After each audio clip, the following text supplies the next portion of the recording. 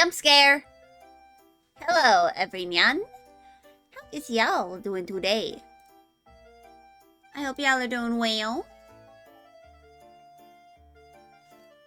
But, yeah. It is time to do art.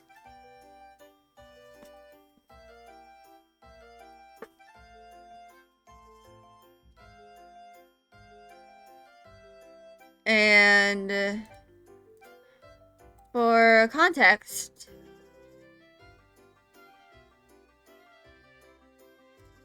if I go to my stream assets, these are kind of like the ideas I have for the new alerts and stuff. As y'all can probably tell, I only really have one. You know, at the moment. And it's just a follow alert, I think. It's this one. It kind of looks like ass. That's now that I think that I'm just looking at it further. Because I made some egregious mistakes with the line color. I have no idea what I was trying to do with the hands either.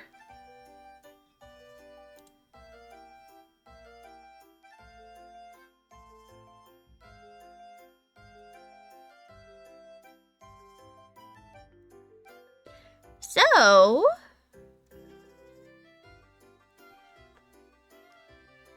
I'm going to use the emote space. I should probably go delete all of the stuff from last stream. I'm going to import the concepts in.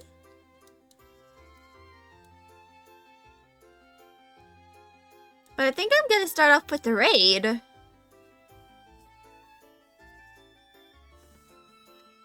Which is to say...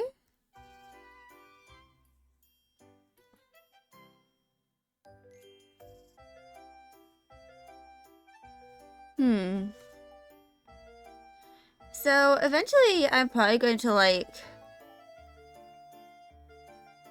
remake these alerts. So that they are animated. Probably, like, using Live2D. Or once I eventually figure out how to animate frame by frame in Clip Studio Paint, I'll probably do it like that.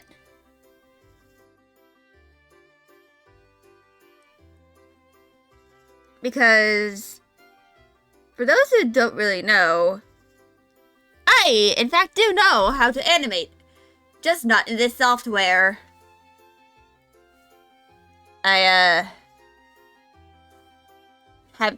It's been like 2 years since I started using this software for drawing, and yet I am clueless about a lot of things.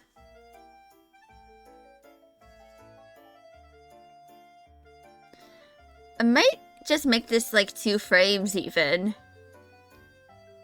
And just make it a GIF.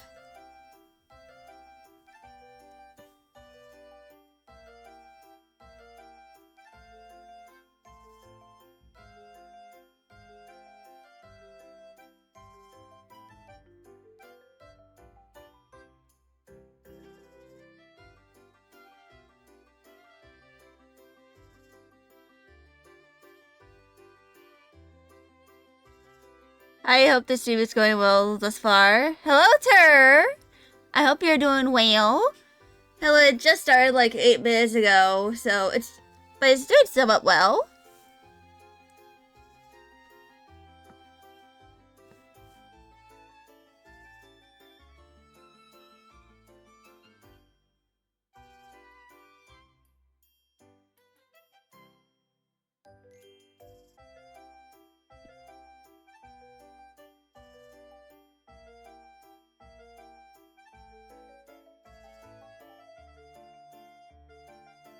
Good to hear. Better than the alternative, indeed. He did, like, at least I'm not having any scuff.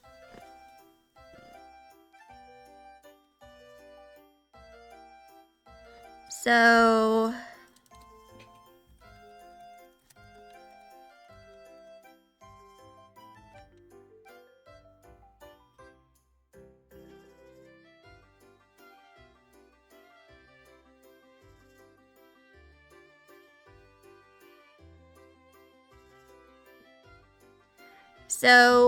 what I'm kind of like doing here is I'm probably going to make this like 2 frames at the very minimum, like 2 keyframes.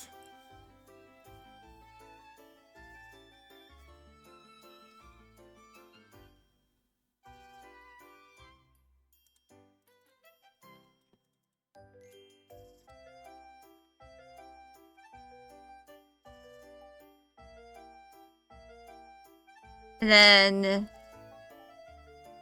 just let me Hello there. Also, thank you for following, Nintendo.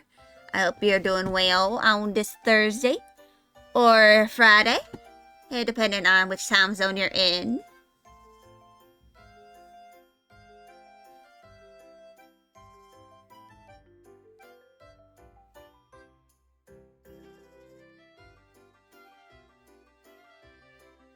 I'm kind of like just doing a gesture here of the emote that I'm, it's not really an emote, even though I am using the emote base.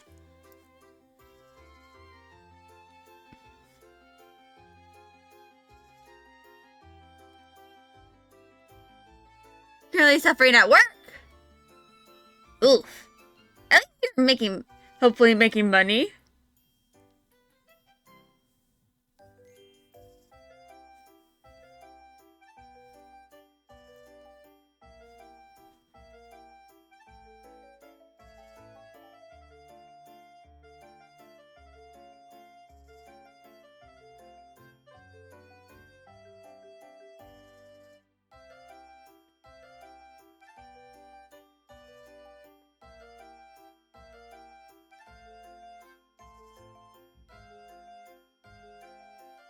But yeah.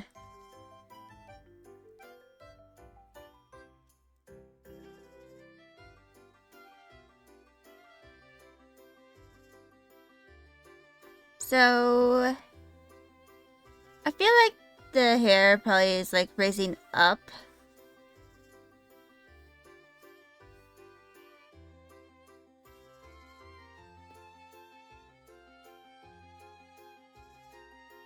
Over here.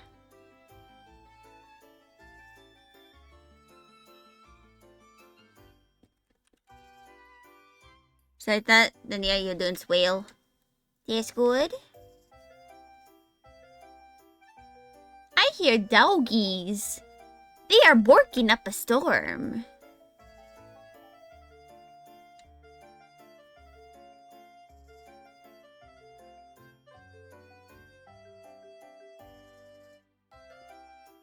So, this is basically the idea.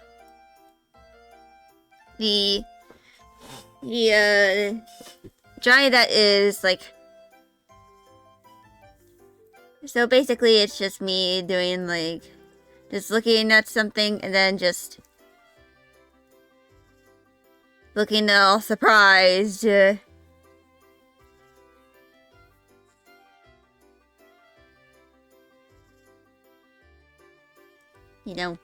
Like a little goober.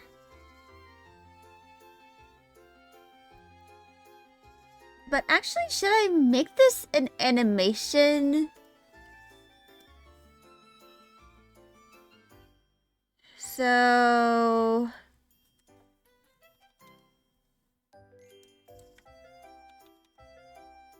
1,000 by 1,000.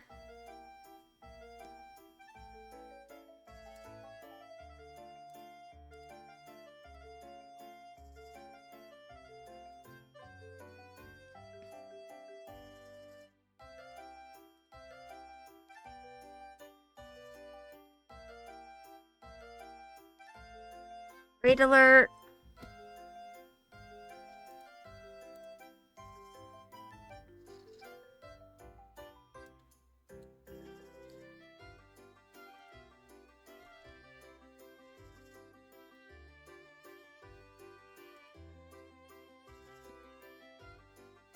Uh...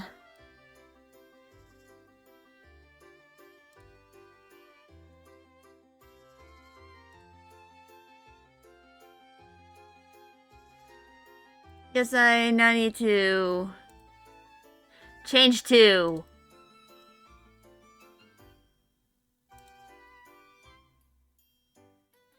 Are you telling me you the shrimp fried rice? Which is basically just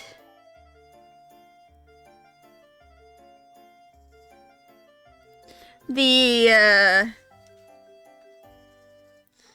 folder I have for like animation and stuff.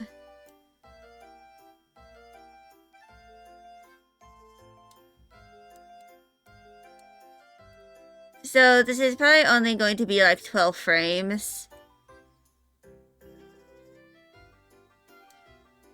Like, I'm probably going to only have like really 2 or 3 keyframes for this.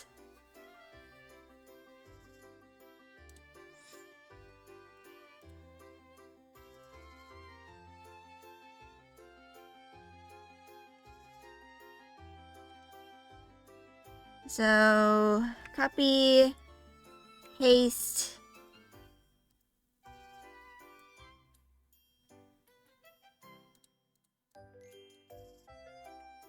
And I'm going to enlarge this.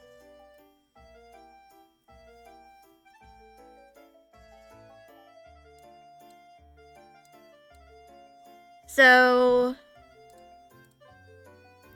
something I'm probably going to end up doing here is that I'm going to have the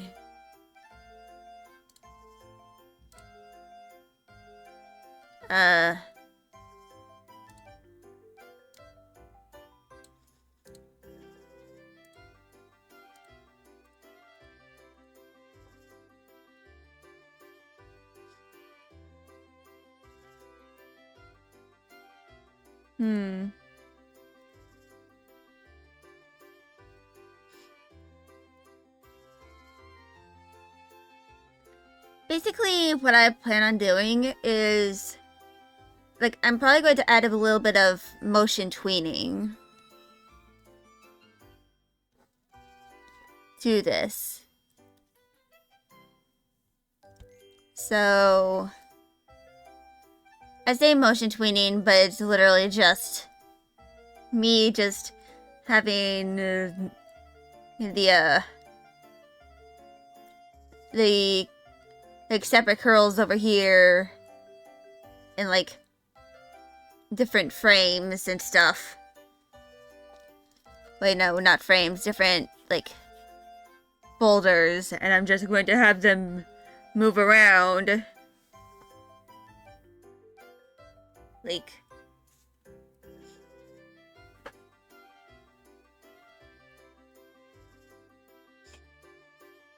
if I,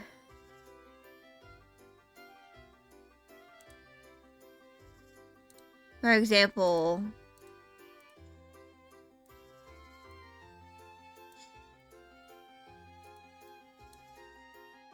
so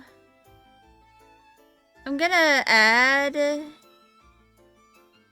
this, can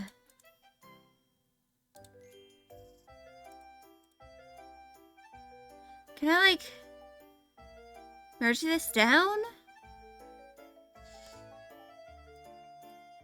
Wait, no, I think I need to make a new animation folder.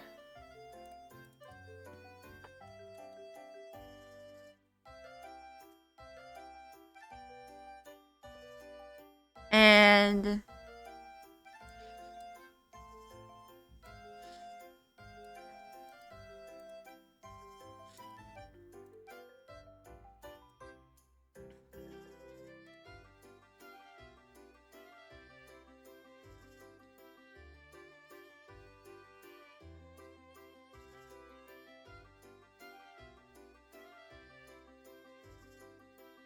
How can I add this to the fucking... I am experiencing scuff.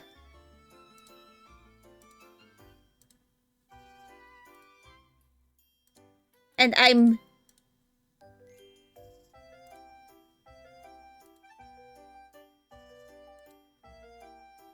Alright.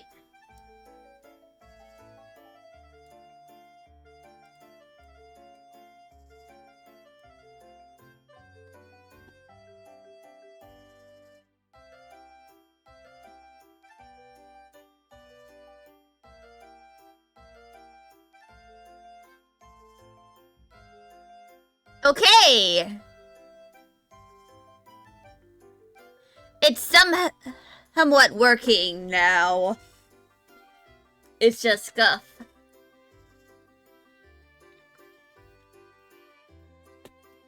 I'd like to mention that I have, like, several different, like, folders. I have one, and I have, like, a whole folder in my documents just called art stuff. And basically, this holds some of my art stuff. So one of them is brushes from back when I used Fire Alpaca.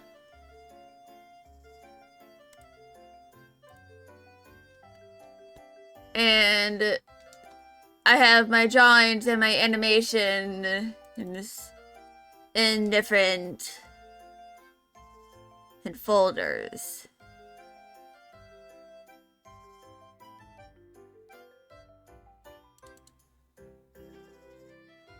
And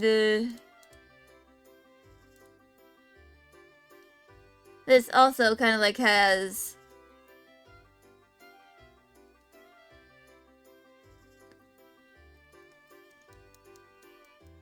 other stuff. In fact, there's even like a whole lip sync frame.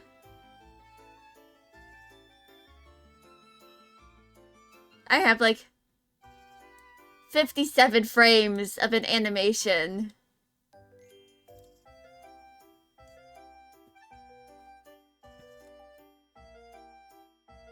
But yeah, I'm just trying to work on an animation.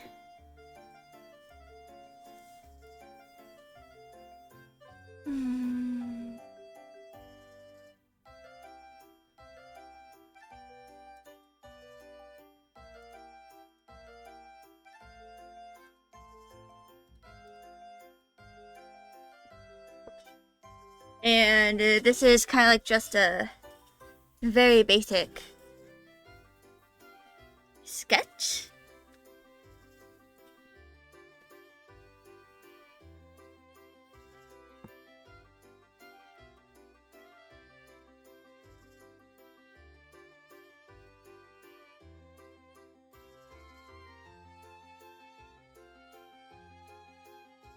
Of,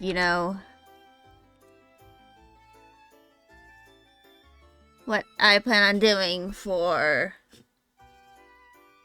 the animation.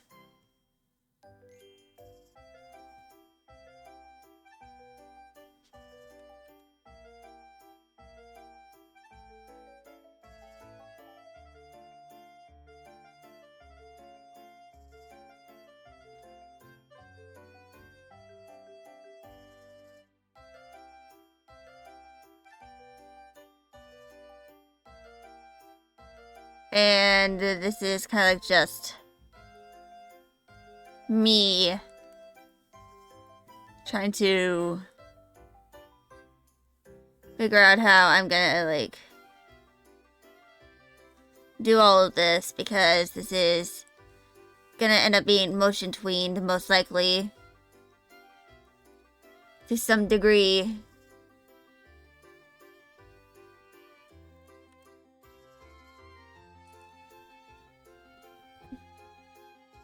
Animation for what? So this is going to be an alert for whenever I like get raided.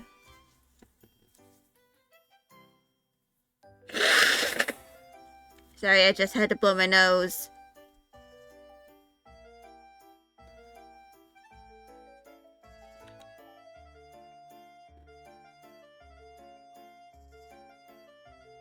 Basically, just whenever I get raided, I don't think I really have like a specific alert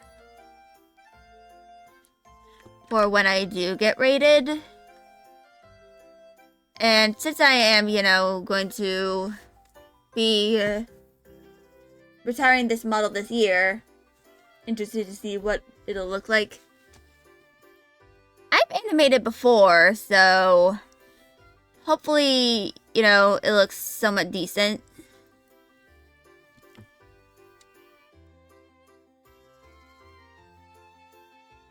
So, like,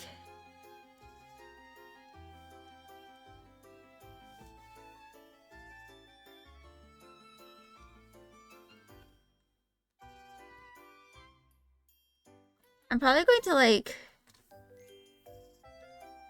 use the lasso tool.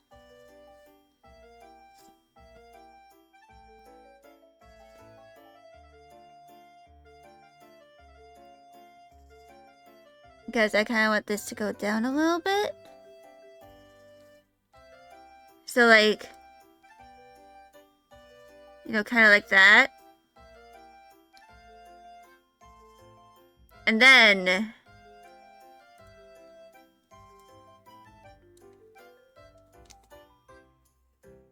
yes, Jesterg. Jesterg.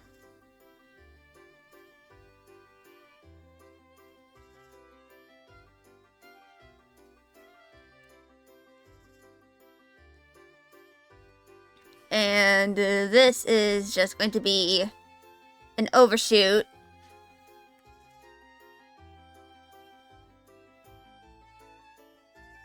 of the other sketch.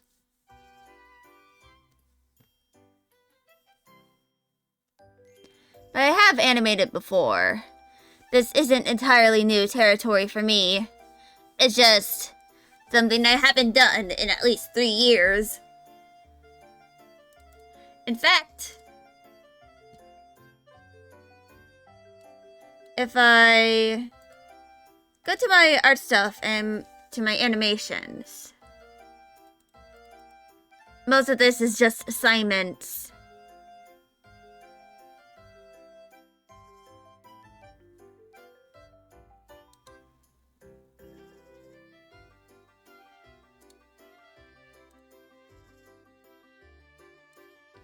I have done stuff like this.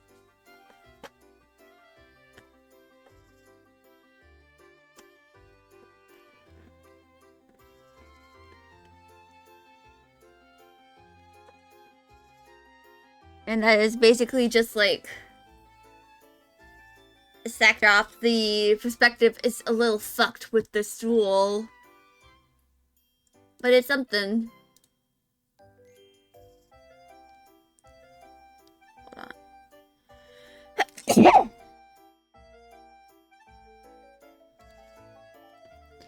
I also have this.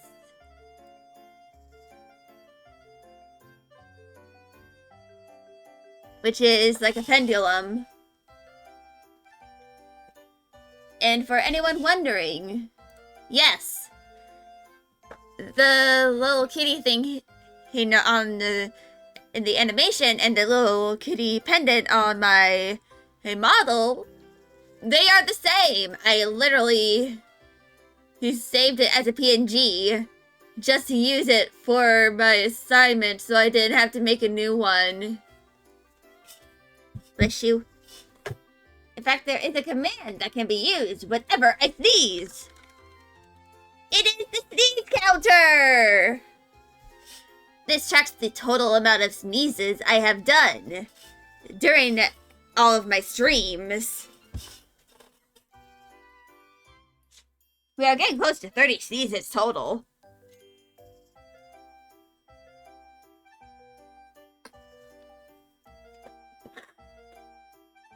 But yeah, for now, I'm just doing like a very shitty gesture.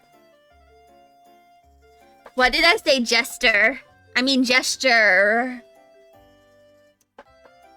They sound very similar, that's why. But anyway, I have animated before, it's just that I haven't animated in Clip Studio Paint specifically.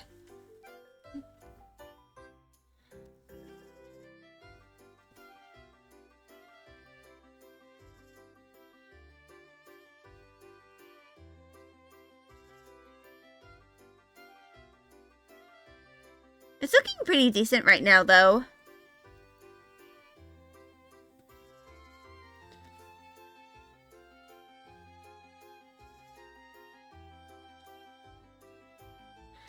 But basically, the hair is going to, like, overshoot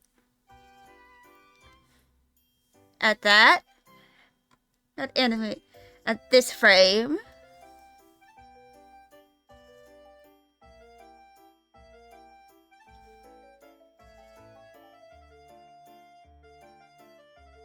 You know, kind of like a Studio Ghibli, the animation.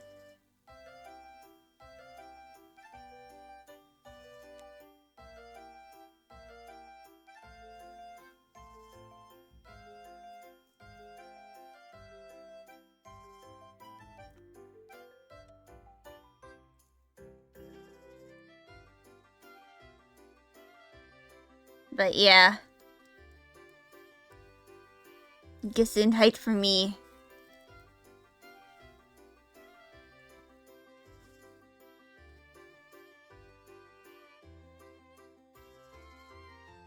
And I'm probably going to like use take screenshots of my Life 2D model in certain parameters.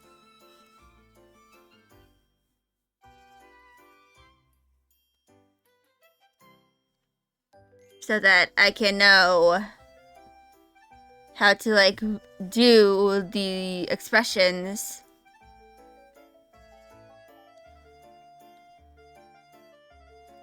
And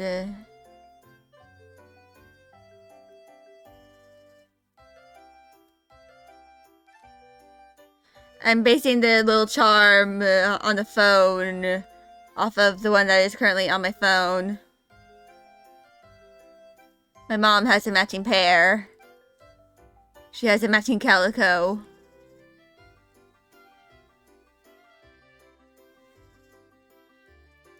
But yeah, I kind of just wanted to sketch this out.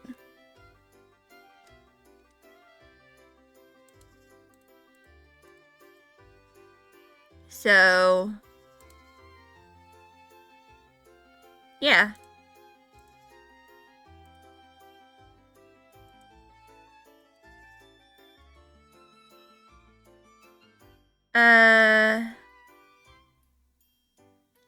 I'm gonna have to figure out how to remove some of the frames.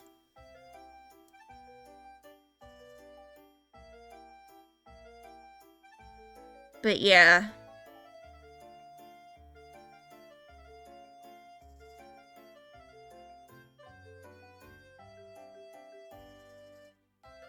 This is basically what is going to happen. I'm going to delete that. Save this as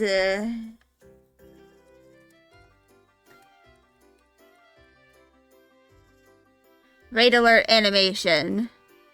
This will eventually be turned into a GIF.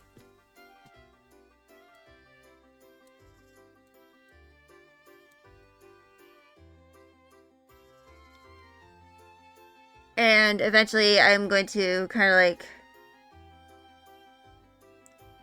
make some in-betweens. This is kind of like just the solid,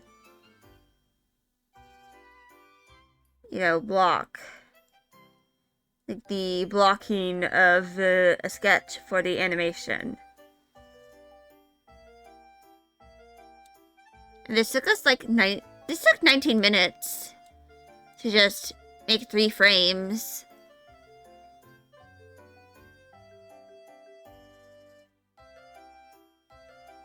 Of course, I don't really want to do this in Live 2D. There's some things I do want to do in Live 2D, but not this.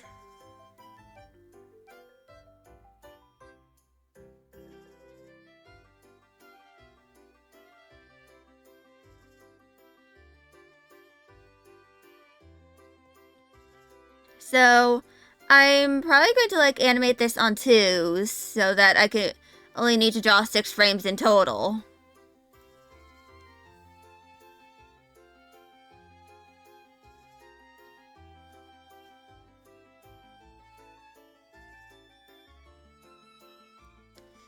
Because honestly, I don't really want to,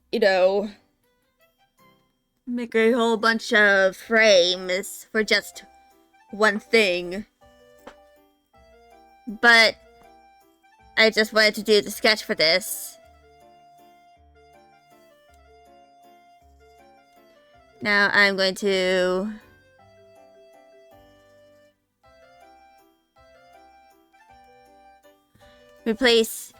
swap this to Yeehaw Ma Beats, which is my usual workspace. So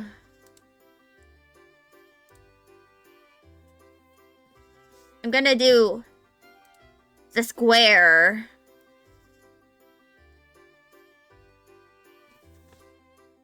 And this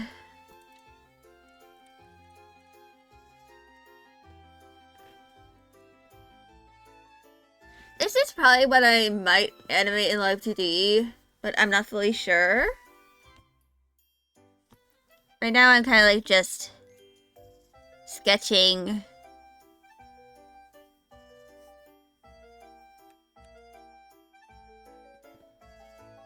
The emotes. Because my plan is to like work on some of this throughout my semester.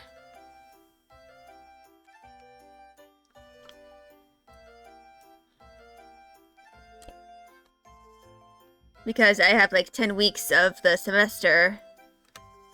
And I can probably like use some of that when I, have no immediate assignments to work on.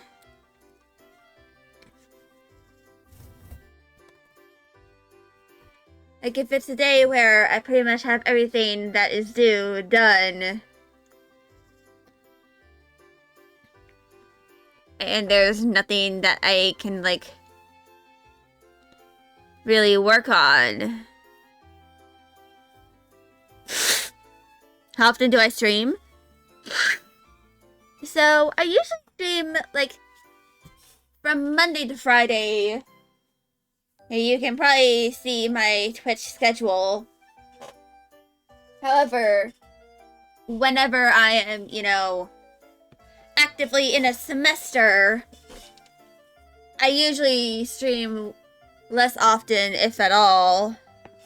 Like, if it's during, like, a break, then I probably will, like, do some of my, usual streaming times.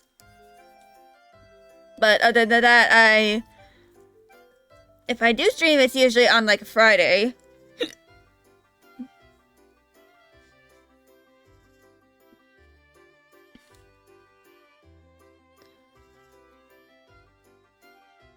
My about section said at least once a week. Yeah. That is kind of like what I plan on doing. And if I, have the time, I'll try to stream at least once a week.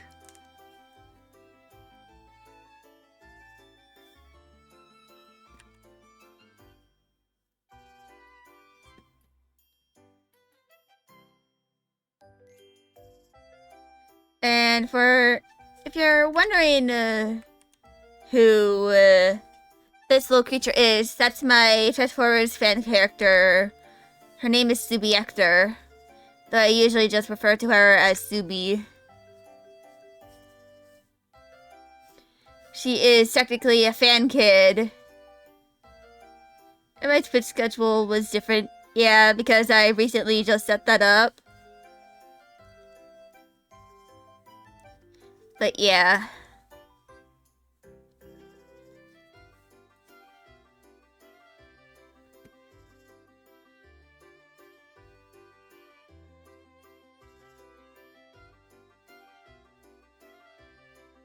I probably need to edit it a bit to like make it a little more clarified.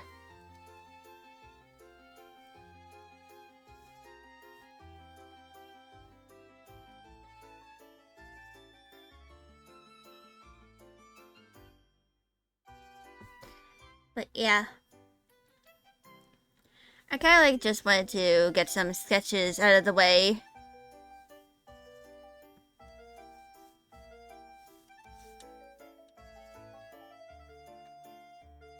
You know, before I like work on more things. Also, the Zuby plush is like one of the toggles I have for my 2.0 model, which I am like slowly being able to finish.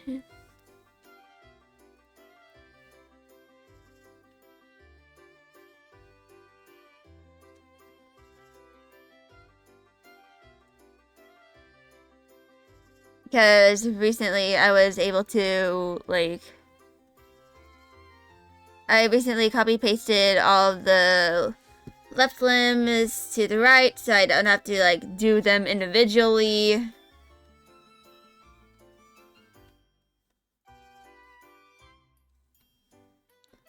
That kind of just means I have to just work on toggles and stuff.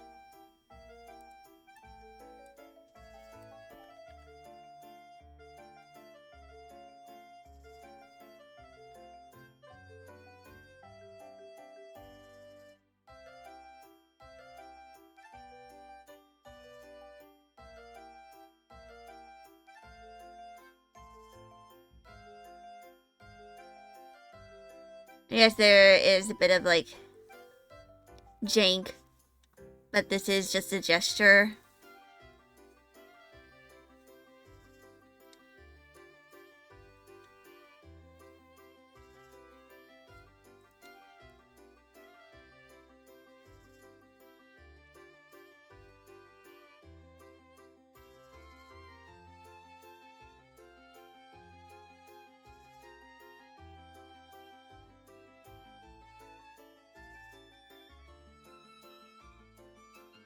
I'm just doing the gesture so that I can get it done.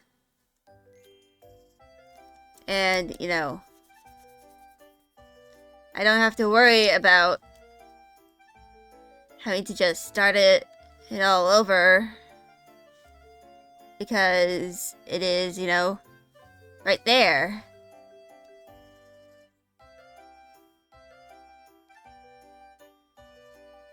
Like, I don't have to start from scratch.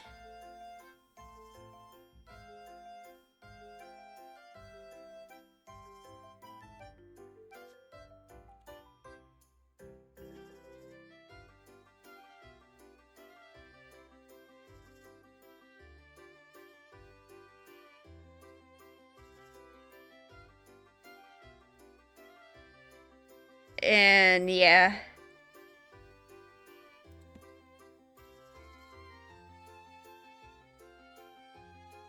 It's kind of like what I plan on doing.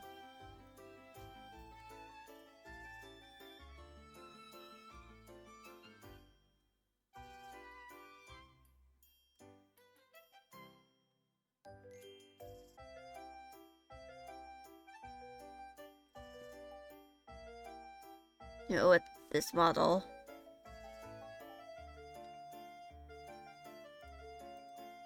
So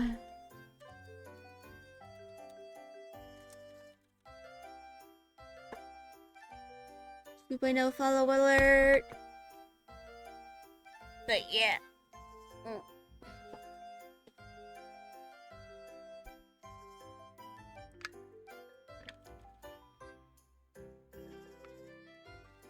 I'm probably going to do an intermission soon. because I can kind of feel like my attention's starting to falter a little bit.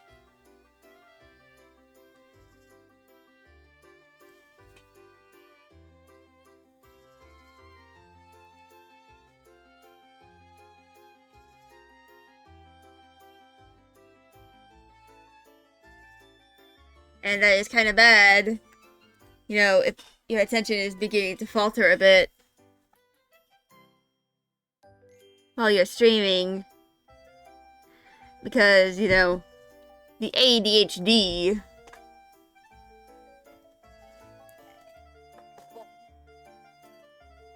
But yeah. So, yesterday I didn't stream at all. And that's because I had to go get my student ID. I wanted to kind of like get it done before my, you know, semester began in like 11 days.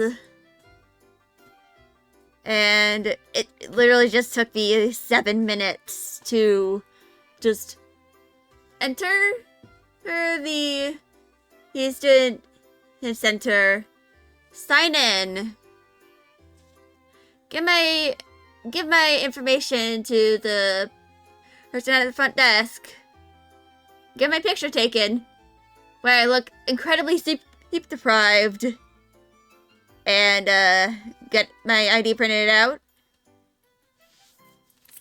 and just like, I'm a freshman?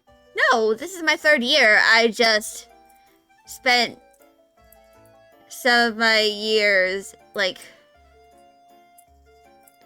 most of my classes were online, so I didn't really, like, use it. I didn't really need the student ID because I was online classes, yeah. Now, most of my college classes were, like, online, either through, like, Zoom or just completely asynchronous, so I just had to do the assignments just before they were due. Doing stuff. So, yeah.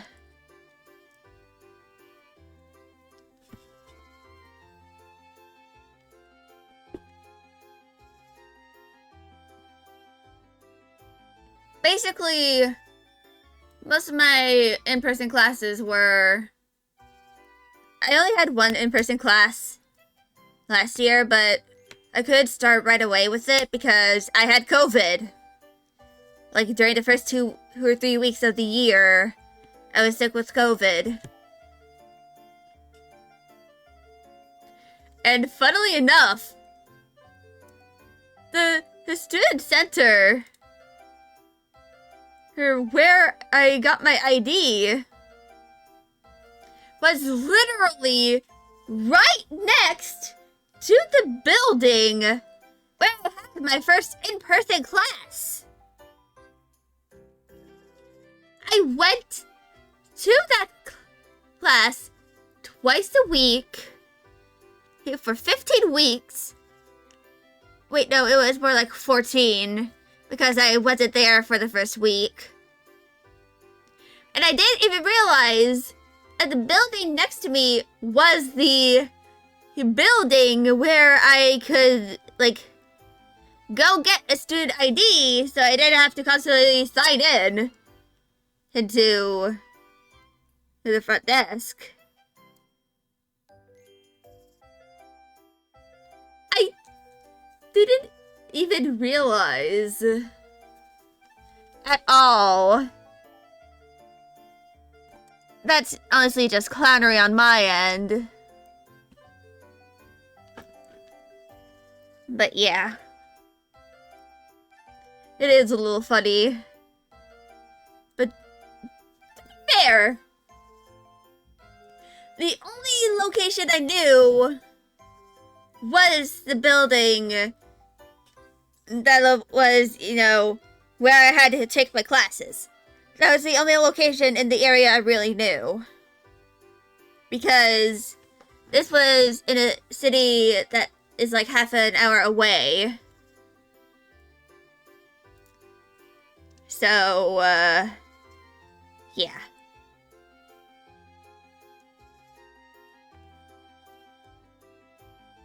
And yeah.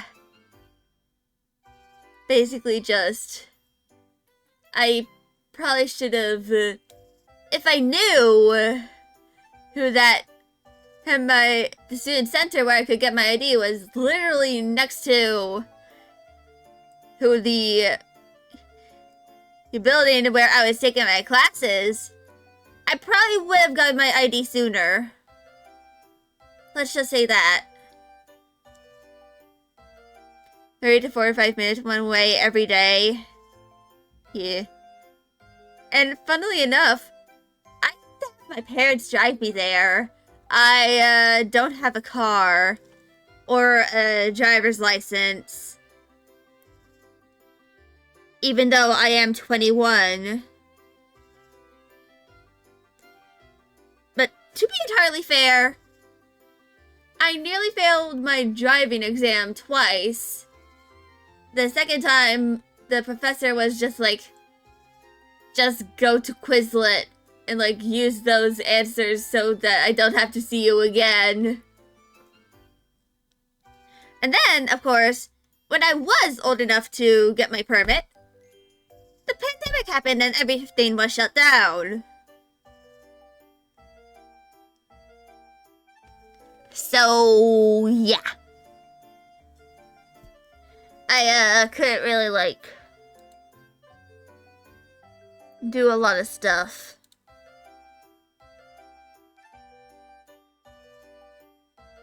Of course, the year before, or the pandemic, was when I had my jaw surgery, so I couldn't really do much. Because my jaw was wired shut.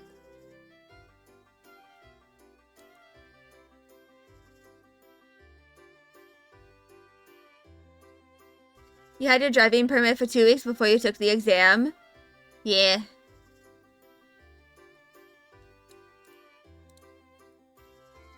But, at the very least, I have some things. I moved some stuff around over here. So that, you know, it looks a little more cohesive.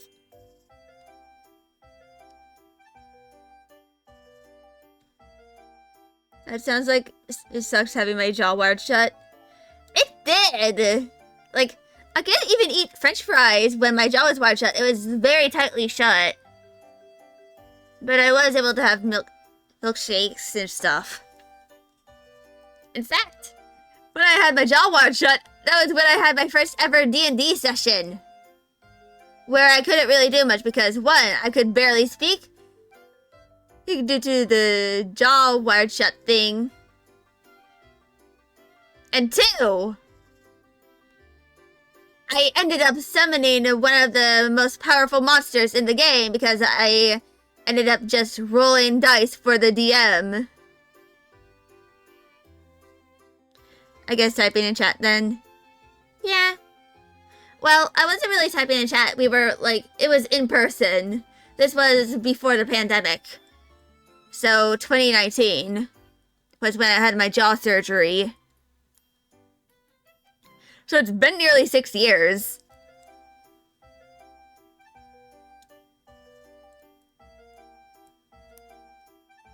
And, yeah. So I, like... And ironically enough, my brother was there too. You know, for the D&D campaign where I summoned the Beholder. And he was kind of mad at me because of the fact that I summoned a Beholder and nearly TPK'd the whole party. I like to mention that my brother and the DM were the only guys in the D&D group. Me and the 3 other her players were all women. I was also... Sounds like a... Yeah. Luckily, they were able to persuade the Beholder to not kill them.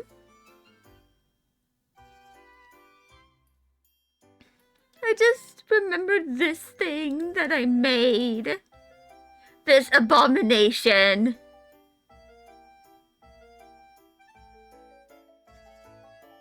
Wait.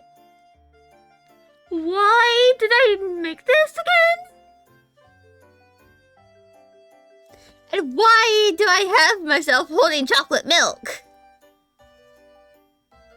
The answer is simple. I love chocolate milk. It's one of my safe drinks.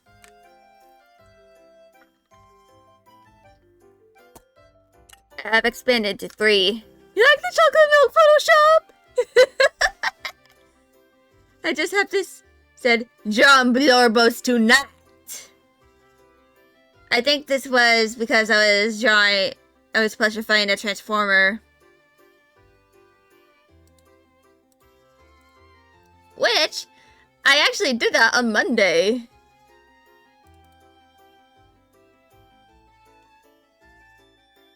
Where are they? They are here.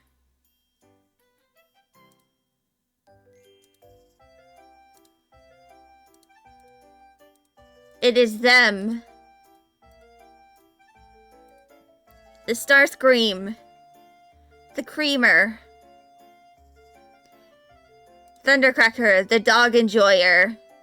And Skywarp Chaos Gastrointestinal Joe. I will not elaborate. Yeah, I probably need to, like, save these.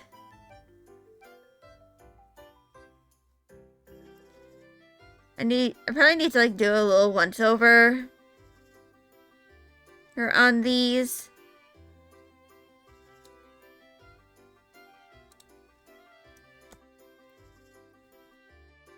Probably the best that I don't elaborate. What does gastrointestinal get acronym him does? GI! G.I. Joe! That is the only... It's relatively innocent because he canonically joins the G.I. Joes. It's not a joke. Hook, by the way, he actually does join the G.I. Joes in the first IDW Who continuity.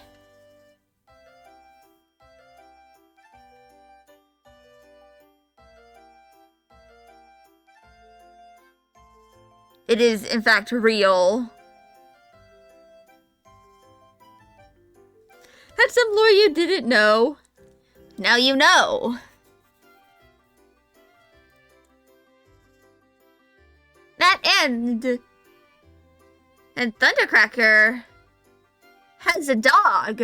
Her name is Buster, and he loves her a lot.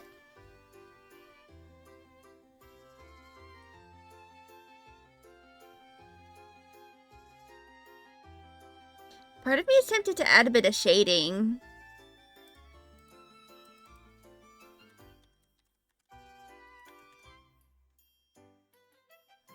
You know what? I'm gonna add a little bit of shading.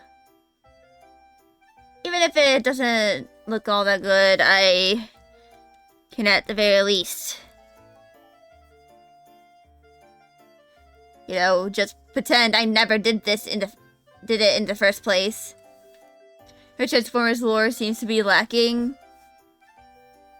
Well, one of the big things about Transformers is that there are just a whole lot of continuities. And just a whole bunch of lore. Or in those continuities.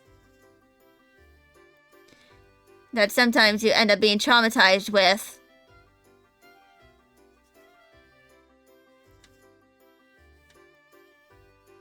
Like, for example, there is canonical Mpreg of one of the Transformers. I am not joking, by the way. You just look up Transformers the Firstborn and you will understand whatever the hell I am saying.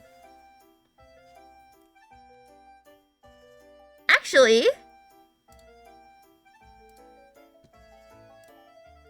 don't even need to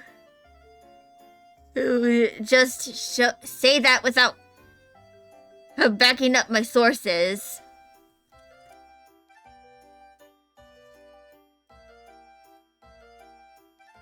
This is the firstborn!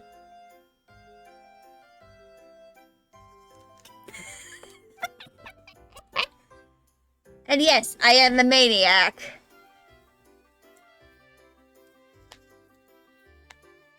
This is literally from the official Transformers comics.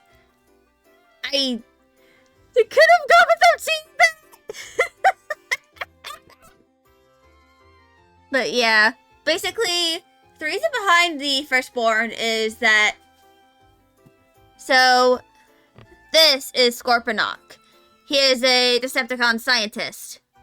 And this happens in the Lost Light comics, which are basically like around the tail end of the continuity. So like, the continuity ended around 2018. And this comic ran from like in the late 2010s. And basically, this happens after the war, or ends in the continuity. There ends up being like only a few thousand Decepticons left. And because of that, this madman here, Scorponok, he decides to try and use organic reproduction to kind of like make sparks to be put into new Decepticon bodies to bolster their forces. And this is the first one. She is referred to as the firstborn.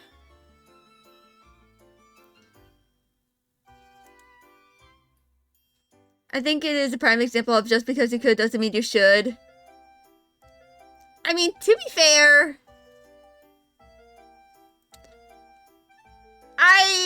the only person I can really blame for the existence of the firstborn is the writers. Cough, cough, cough, James Roberts.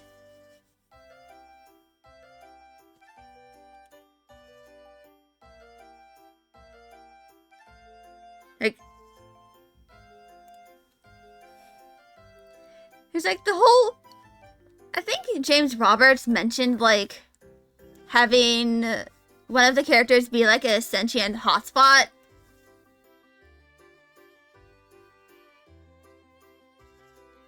Like, it was the character who was literally started off as his self-insert, aka Rung.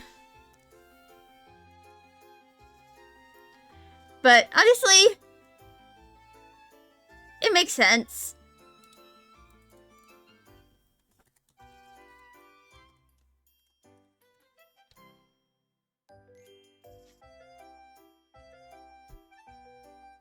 So...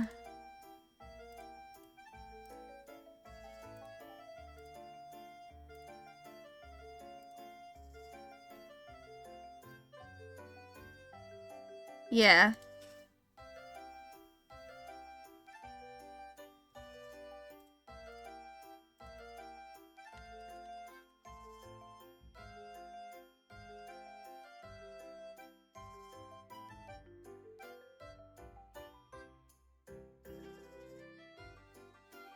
Basically,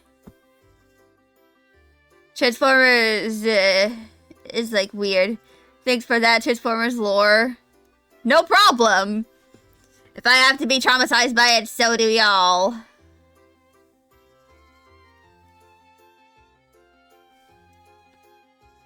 But yeah, that is kind of like something about Transformers that some of us don't really know, are cursed with the knowledge of.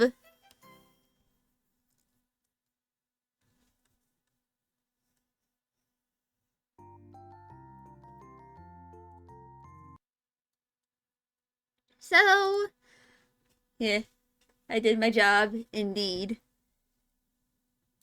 But yeah, I'm going to do an intermission as the song has changed, and, you know, I kind of like feel like I should move around a little bit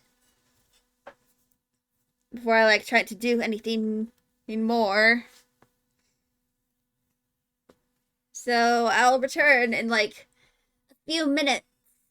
I don't know how long I'll be, but I will return eventually to continue doing the art. I shall be back.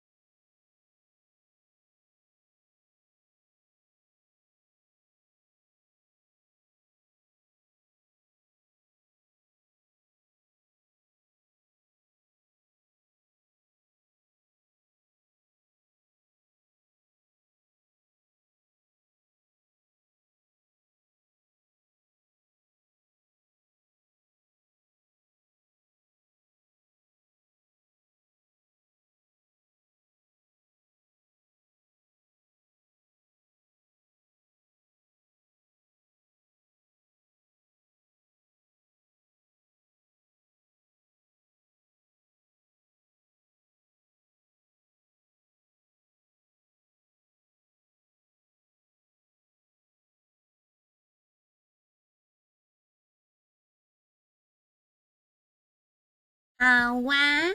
I, I'm back.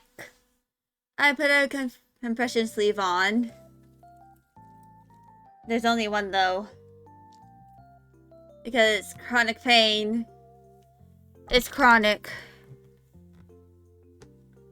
And therefore, we must adapt to the pain that is chronic. Yeah, I'm gonna continue doing a little bit of shading for this door scrim. A scrumble.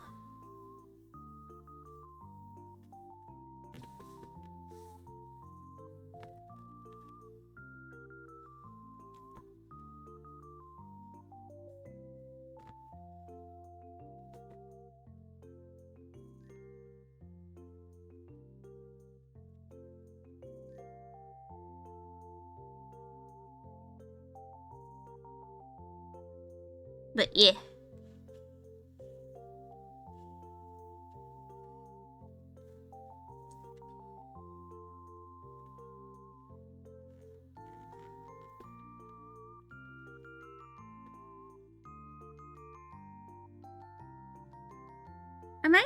I need to like...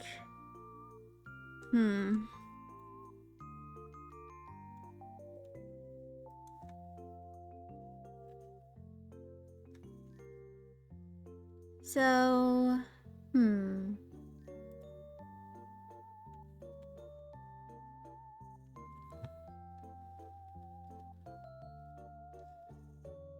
I'm kind of like...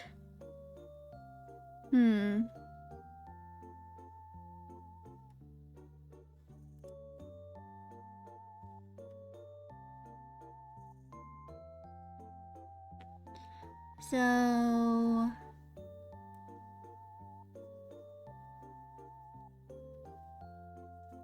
Yeah.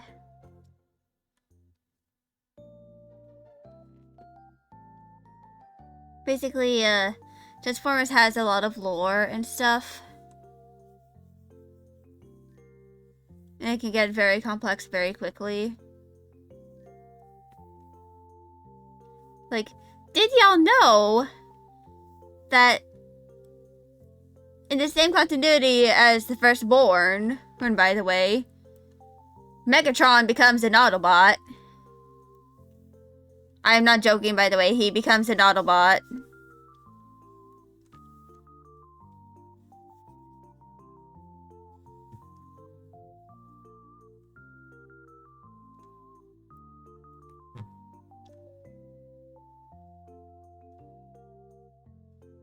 Like, there's no joking from my end about it. He literally becomes an Autobot.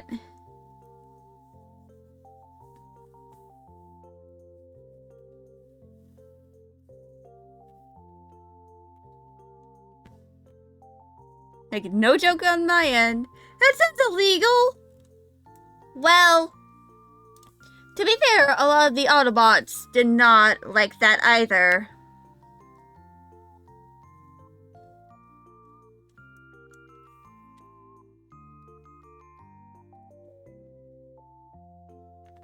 But to be fair, Transformers does get pretty wild. I mean, Megatron is a good guy in Earthspark, despite, you know, being the former leader of the Decepticons.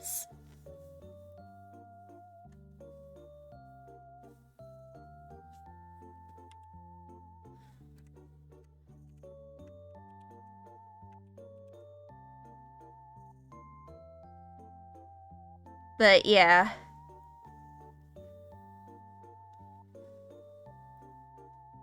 And in that continuity, he's also like a former poet. Like, he used to make poems and stuff back when he was, you know, working in the mines.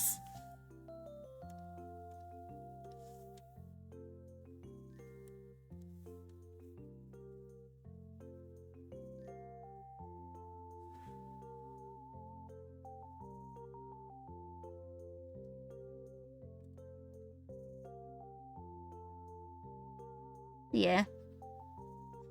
It's very interesting.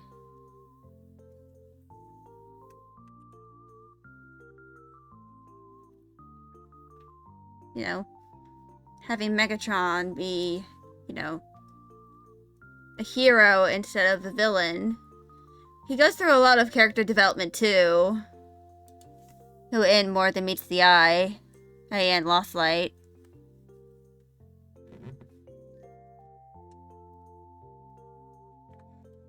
And of course, some people really love Chaos Theory because of the fact that it is centered upon Megatron and Optimus.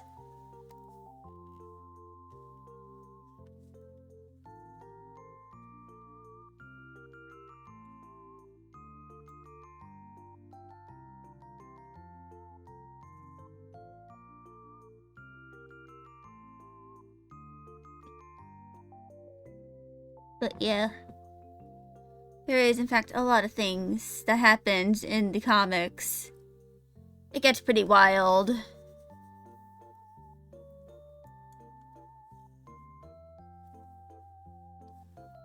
And honestly, I like it that way.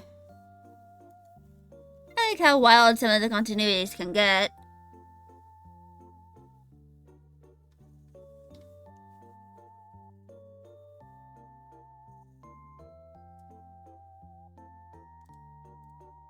Because, you know, it's all in good fun.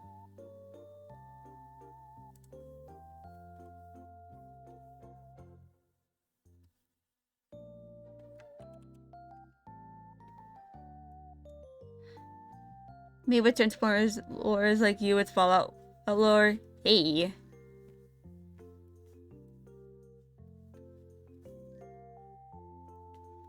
Info Dumpers United. Yeah, I'm just like adding extra detail. We'll do this because like I can.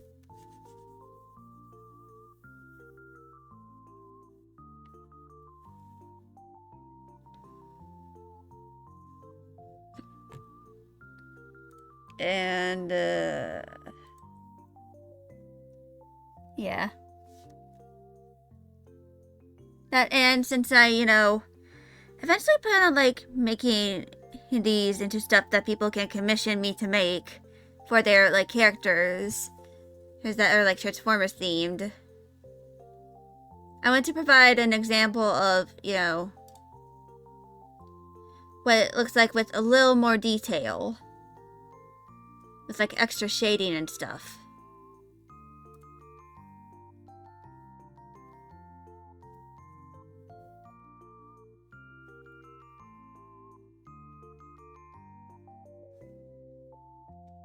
But of course, you know,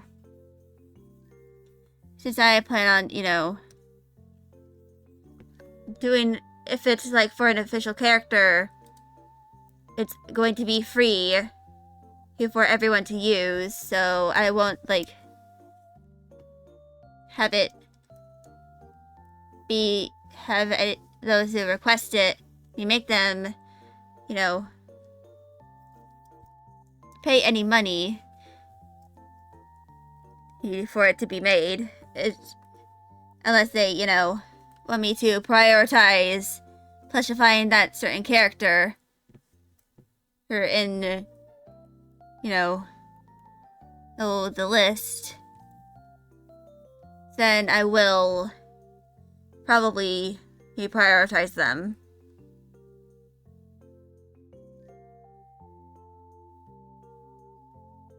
And eventually I might like open up requests on Tumblr for anyone who wants me to plushify a certain Transformer. So if they, for example, want Earthspark or Bumblebee to be plushified, I can do that. But if they pay me and ask me to plushify, like, Optimus Prime from Transformers Prime, then that is, you know, higher up in, you know, the queue.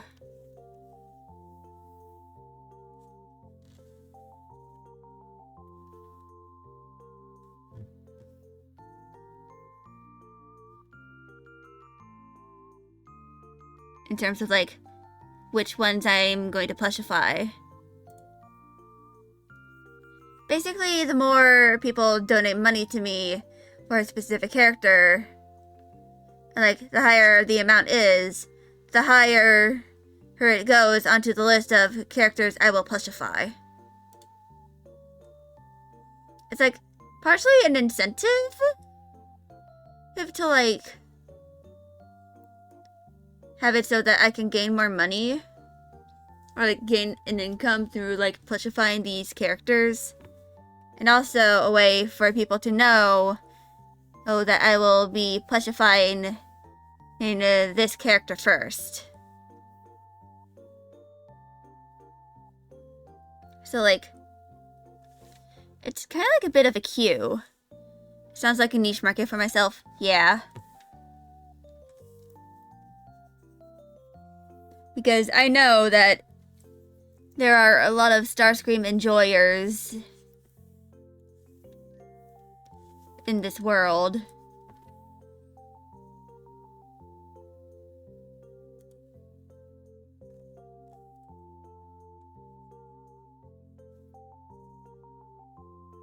And, you know,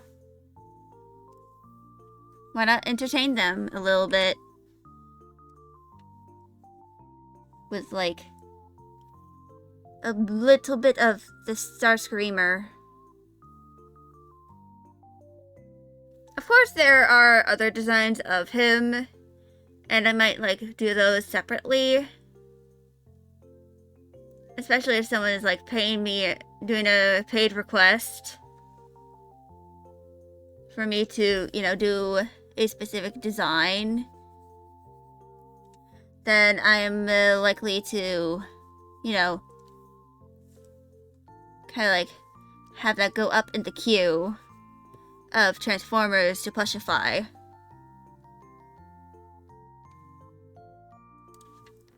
That, and, you know, if I ever make like monthly payments, an option and for Ko-fi, he was like membership tiers and stuff, I might like do a once a monthly vote for a character to plushify.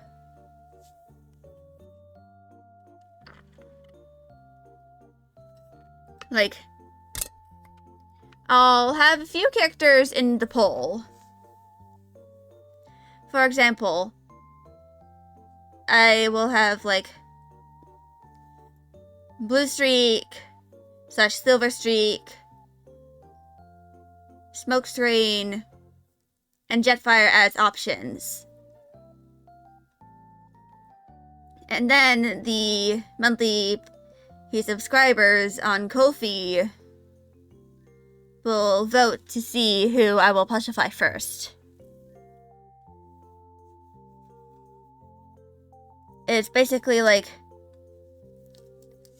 A way to have the audience pick who they want, and B, I can get paid essentially to plushify Transformers and make them into VTuber assets.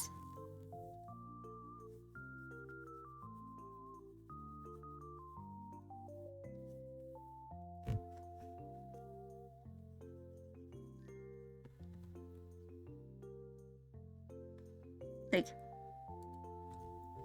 y'all can literally just pay me on Ko-fi to plushify a Transformer, and I'll try to plushify that Transformer for you. But of course, the requests only apply to, like, characters from pre-existing continuities that are canon. It excludes the, you know, live-action movies because they have way too much detail for me to, like, reasonably do. That, and I just don't really like them, so I'm not going to do them. Unless you pay me like $100 to plushify Mirage from Rise of the Beast or something. Then I might consider it.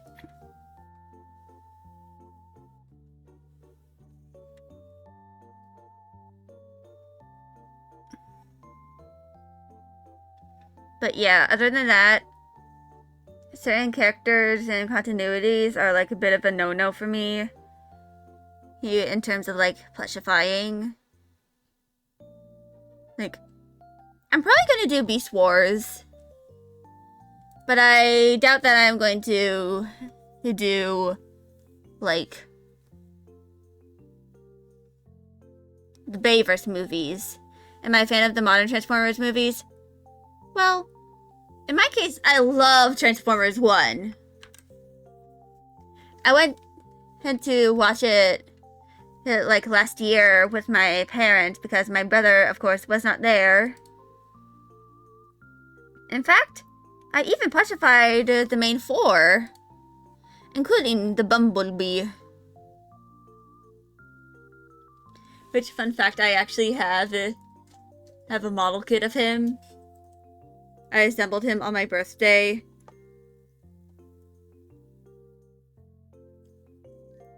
Of course, I did experience a bit of scuff up with him. Because I accidentally broke one of his arms while assembling him live. But he's so fixed now. He's just sitting on top of my PC. Just being a little guy. But yeah, I love Transformers 1.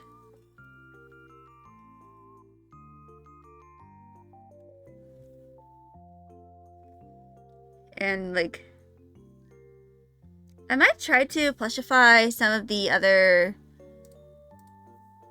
you know, characters in Transformers 1. Like maybe Sentinel and Arachnid. Of course, for some of the characters that I want to plushify, I have to do certain things. Nothing some super glue can't fix. Yeah. I probably eventually need to do super glue. Who is some of the stuff that, you know, fell off of Bumblebee. In terms of the model kit. You didn't mind the first Transformers movie? Yeah. I mean, for me, the Bayverse movies, they kind of like have scenes that just made me uncomfortable.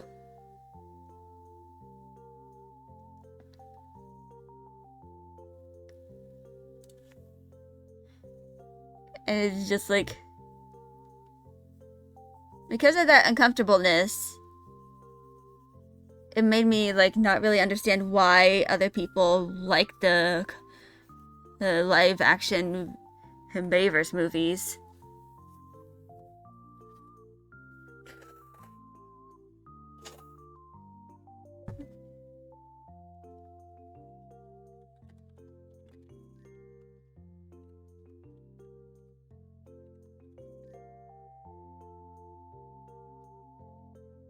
So,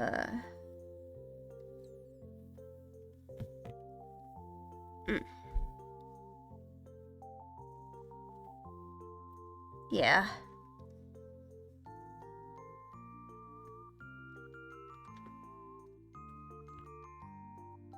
It's kind of like just something I don't really understand. Like, you know, the appeal that is the Bayverse. Except the early 2000s, though. Yeah.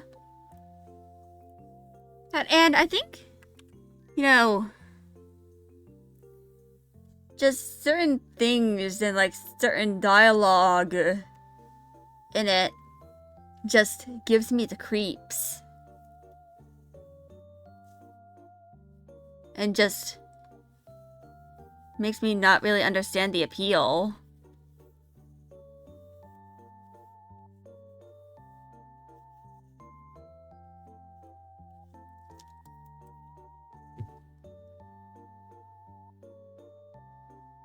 But yeah.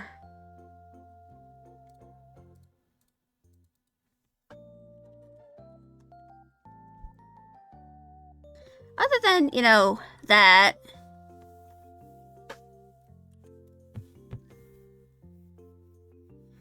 I haven't really watched much of them. But also, Transformers is Marvel, right? There was a Marvel comic of Transformers, like way back in the day, but for now, it's not really, you know, Marvel.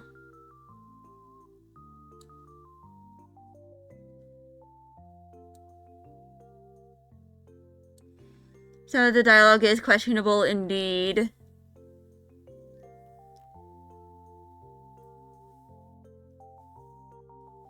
But it just, you know, most franchises suck. Yeah, that is true. A lot of them do suck ass.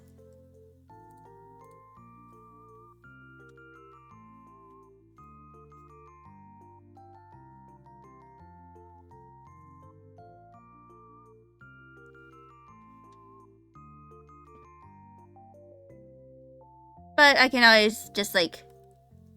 And that's why I appreciate the fandom.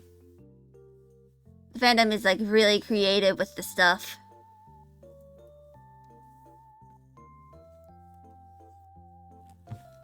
Also... I'm probably going to, like, copy-paste the highlights and stuff. From, you know... here. You pretty much give up on mainstream stuff. Most of it's good, but some of it's good, but there's a lot of hidden gems that are just better. Yeah, I can agree. Because sometimes you just... Sometimes, it can just suck.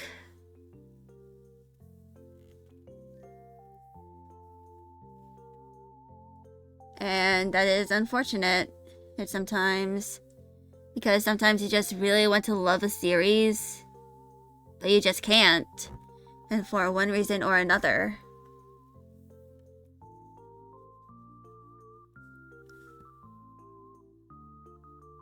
Like... It's a series that the people around you love. You want to love it, but something about it just means you can't. Most mainstream stuff is so uninspired now. Yeah, and, you know, given the rise of, you know, AI and stuff means that it kind of, like, makes it worse.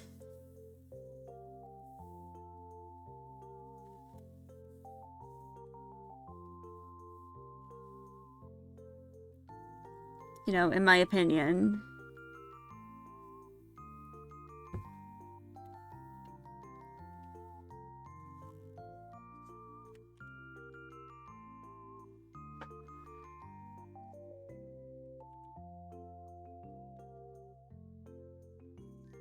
Just like...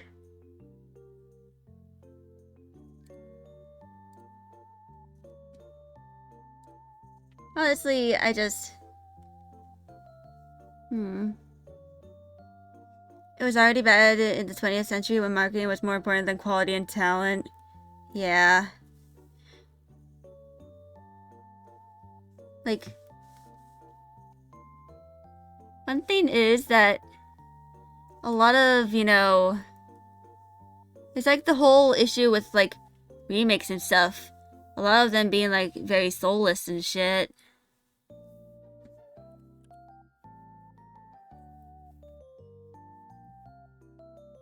Because they just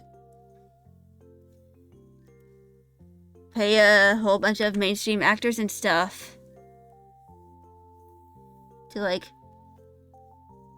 be the characters in the movie instead of, like, you know, having actual professional actors who would be more suited for the role.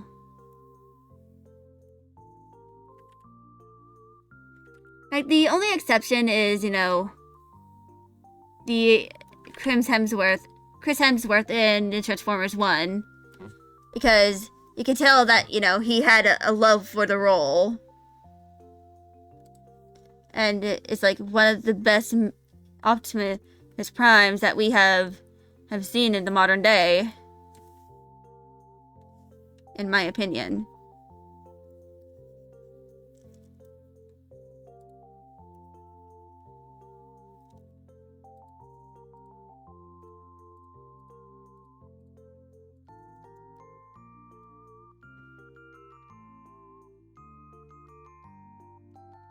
But yeah.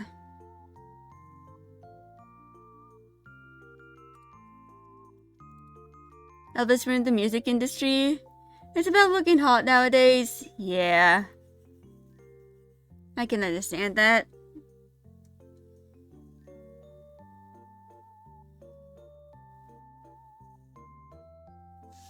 Yeah.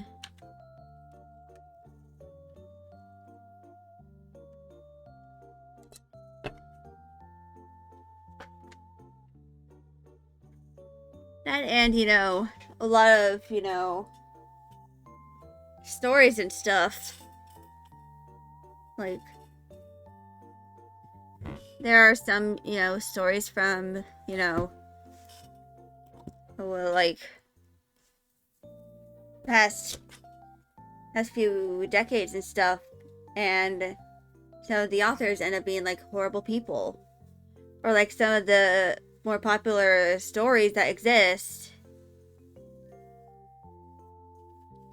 you know, end up being like heavily problematic and, you know, promoting toxic stuff.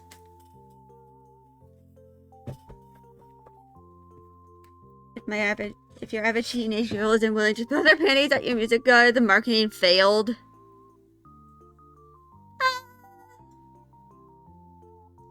someone who was a teenage girl, I don't know how to feel about that.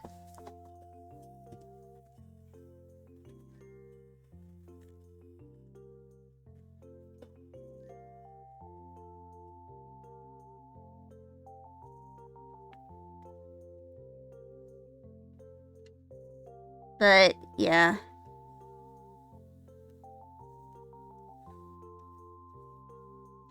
I mean, for me, it's kind of like just sometimes certain things about certain stories, like sometimes I wonder how people like Colleen Hoover ended up getting popular or enough to like get very shitty shows made based off of their books.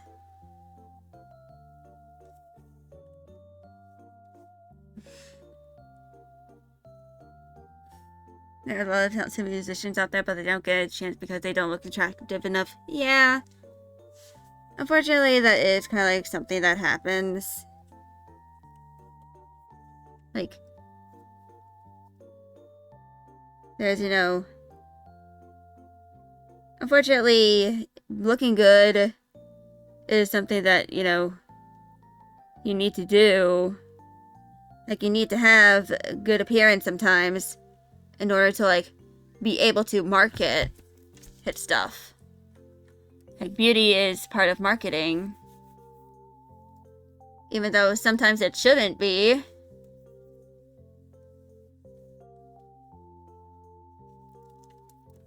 And that is kind of like why I prefer, you know, being a VTuber. Like, yeah, I don't know.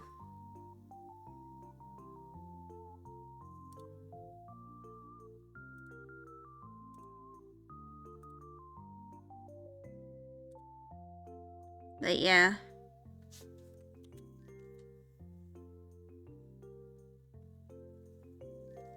Maybe VTubing can save the music industry. What if everyone becomes a VTuber? It isn't really like just VTubing in general. It's like just having an online, you know, pseudo appearance. Like, instead of having your actual appearance be the face of your music, have like some sort of like virtual, like some sort of like character or design to represent it.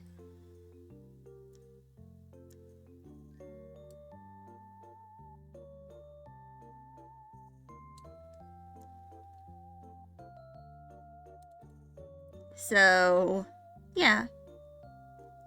VTubing might be able to save the music industry.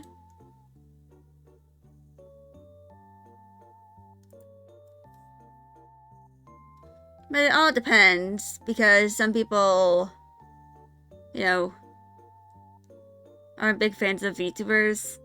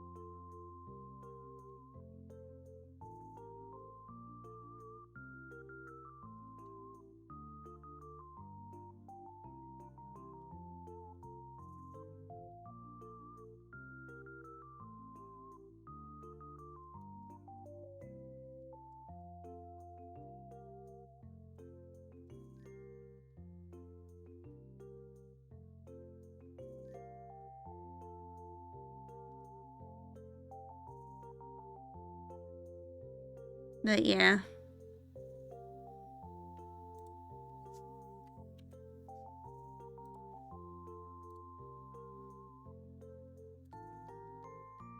Unfortunately,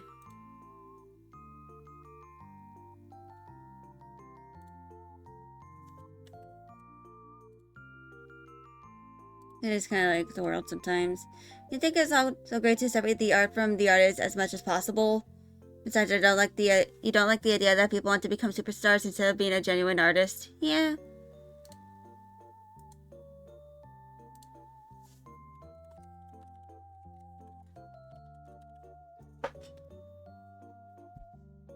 But yeah.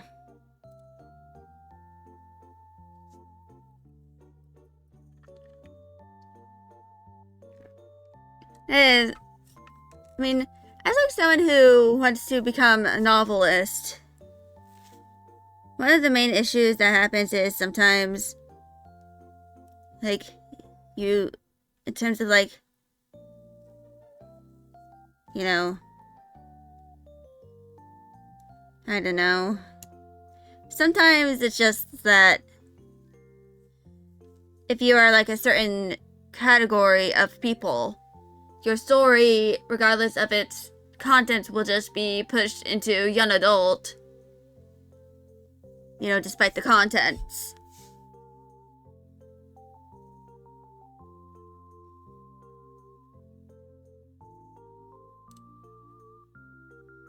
And that honestly kind of sucks.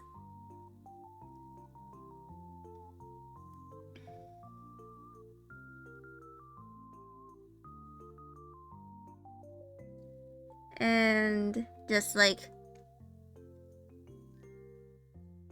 it's kind of like why I want to try and,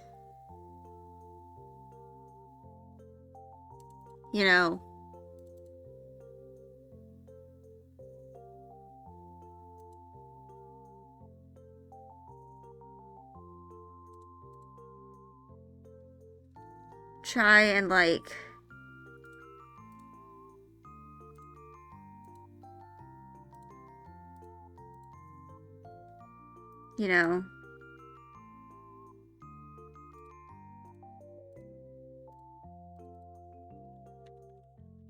try and like not really have my actual appearance associated with,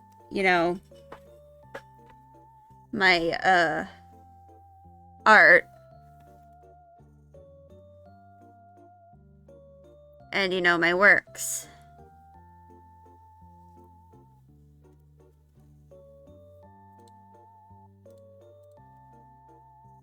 I, don't want people to assume if something about me just because of my appearance.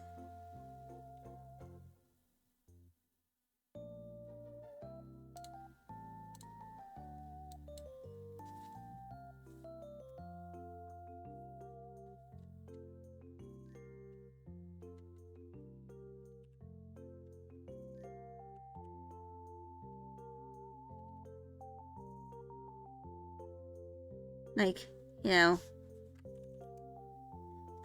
people just think, oh, this is a disabled.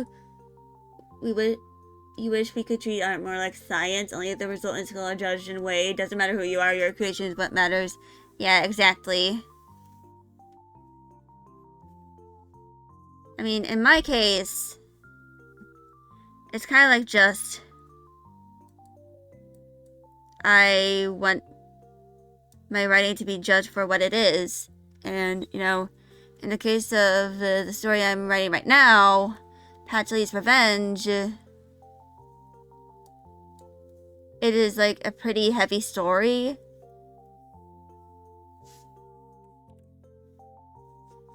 Like, there's mentions of, abuse, there's genocide, and then, just a whole bunch of things that, happen.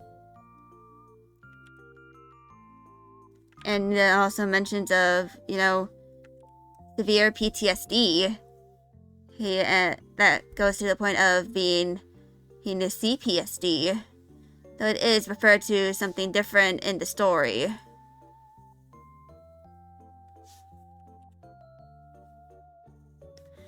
But if I like go to a publisher and they're just like, yeah, we're just gonna put this in YA, I'm just gonna be like, dude, this is not meant for YA. Hey, the topics are way too heavy for a teenager.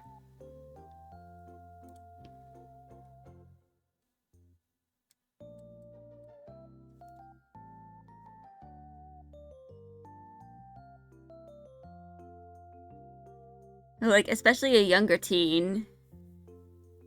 You've also heard that certain writers are reluctant to write about other cultures and themes that they don't know much about. You think that's fair, but sometimes you think art should be limited? Yeah.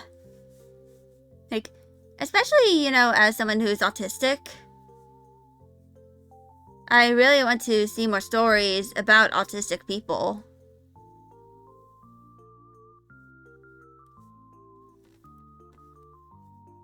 Unfortunately, some people either just go with stereotypes or just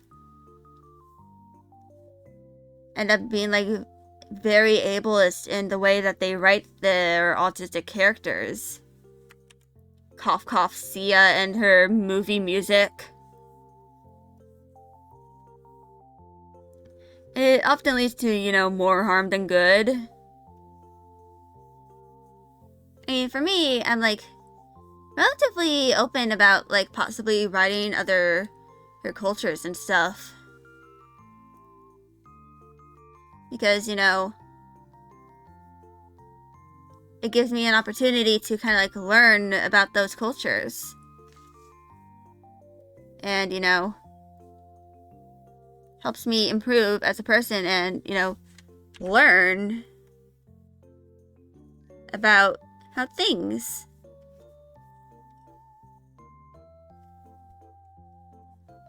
You would like to read more diverse ideas, but only if they are executed well. It's a shame whenever you have to cringe. Yeah.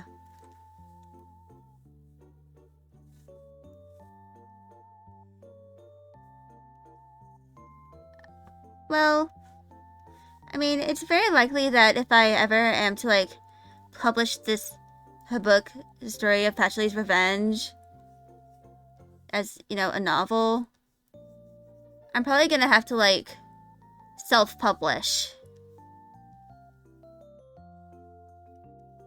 And I'm probably going to, like, have it as,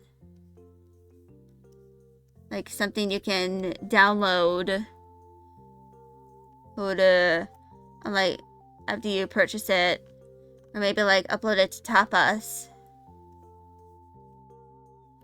You've been reading The Poppy War based on the Opium War between China and the UK. However, the story goes downhill after the second half. Oof. Yeah. And my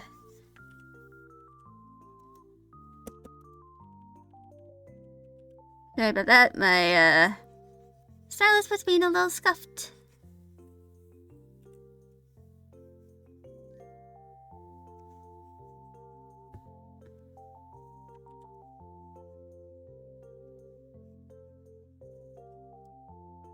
But yeah, sometimes stories can like deteriorate and go downhill very quickly. However, I feel like some of it could be like, you know, the fault of the publishers, like trying to get the story done as quickly as possible so that they can, you know, make money off of it. And that leads to a subpar product.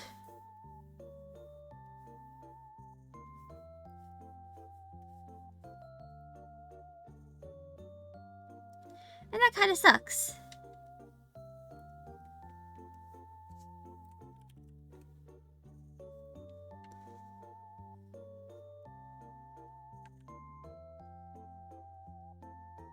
Very basic mistakes like mentioning genes and stuff that are throwing you off. Are you talking about the word popped up a century later? Yeah. That could be a little thing. Unfortunately, sometimes it's stuff that we don't really think about as, you know, people. Because for us, those words have existed for a while. But sometimes we forget that some of the words we use haven't really been used for a while.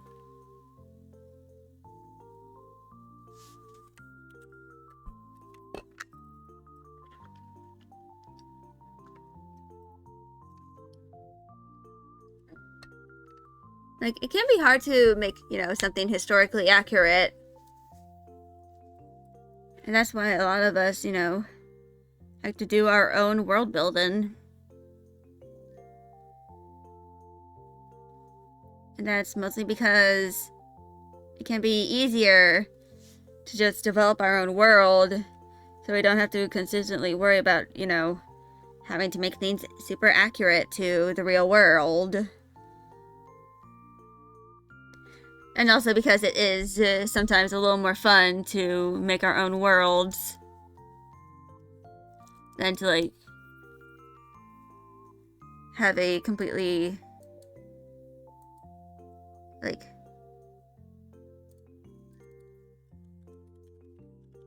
trying to figure out a world, well, based on, like, history and stuff.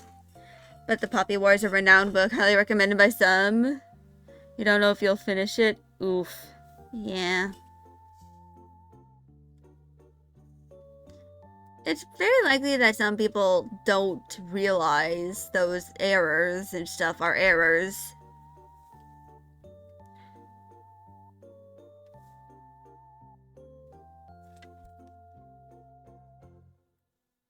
And just, like, consider it as base value. And that's why editors are pretty important.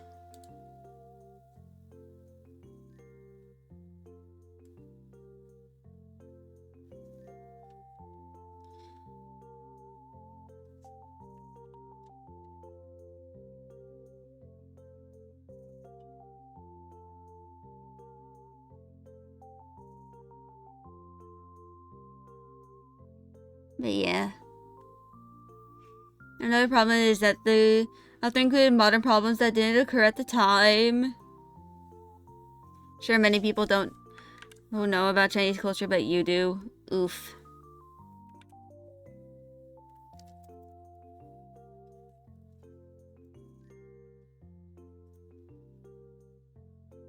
But yeah.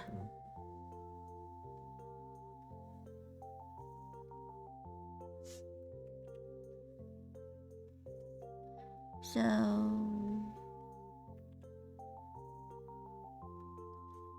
yeah. Unfortunately, that is, like, a common issue. Some people just try to make something based off something they don't really know all that well, and decide not to research about what the hell they are doing. And there ends up being a lot of mistakes being made.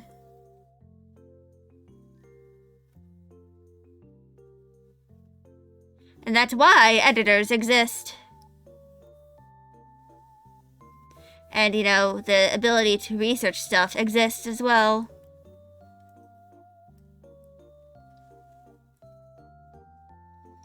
Like, in this day and age, you can't really make the excuse of of not being able to, like, research something unless it's, like, it's, like, very difficult to figure out. Like, if you have to go to a specific place for a specific source, and you aren't really able to afford to go to that place in order to do that, then that I can understand. But if it's something you can, easily look up and stuff, then there's no real excuse for that.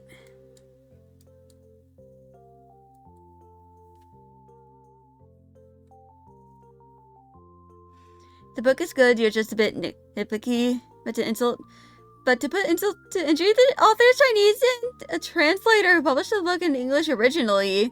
Translation mistakes are on her. Ooh.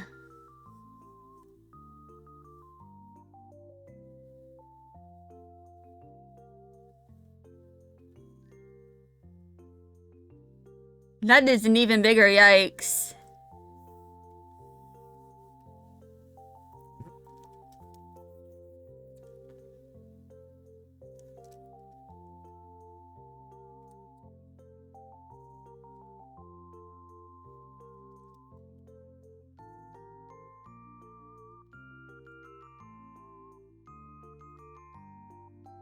But yeah.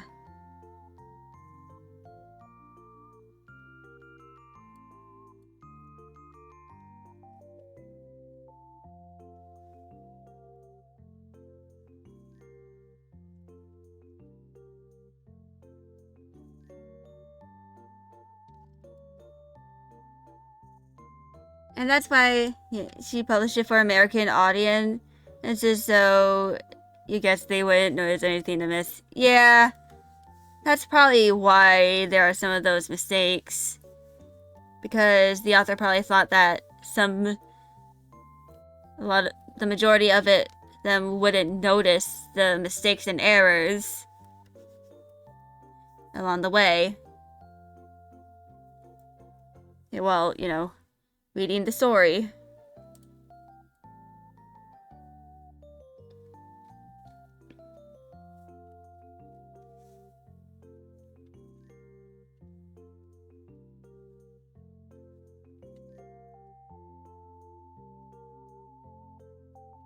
But yeah. I'm probably gonna go on an intermission soon-ish.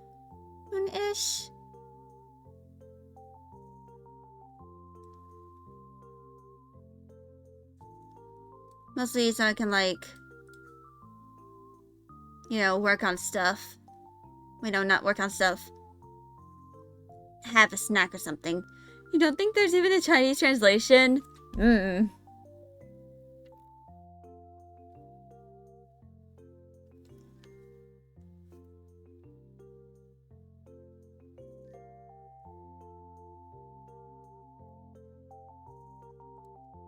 Yeah.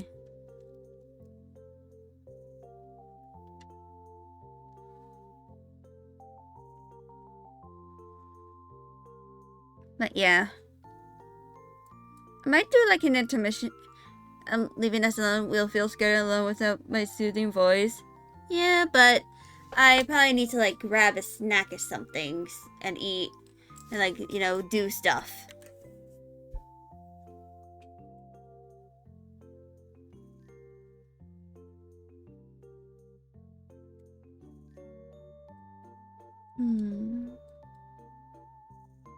And I'm probably going to use that intermission while I, eat to grab some more references of the patchouli flower. That are, not dried up. Because I have this reference is from the Smithsonian. You do the same, currently making garlic bread. It's in the oven, how ye. But yeah. This is pretty good progress so far, I believe. So, I'm going to take that break now. And just grab myself a little snack. Nothing too big. But of course I need to use the bathroom first, but once I do that, I'll grab a little snack, eat that, gather references, and then I'll return from the intermission. So I shall return in 10 minutes. Be right back.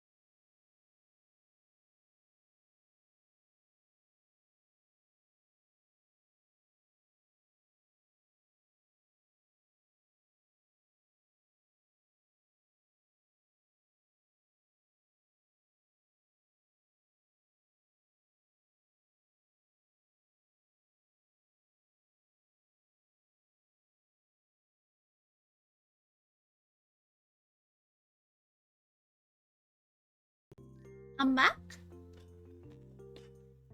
And I found more references.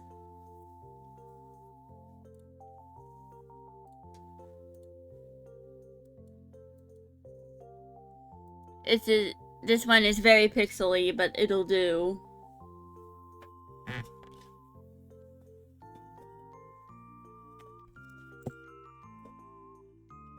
So I'm gonna add a separate layer.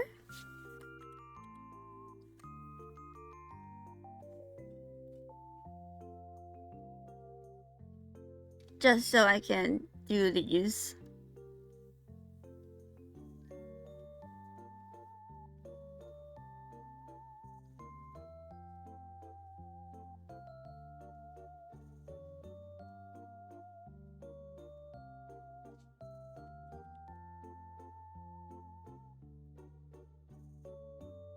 Of course, I am going to thicken up the liner here.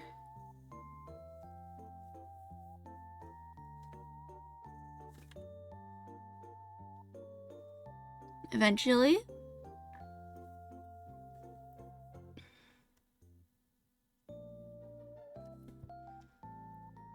Simply so that they look a little more contrasty.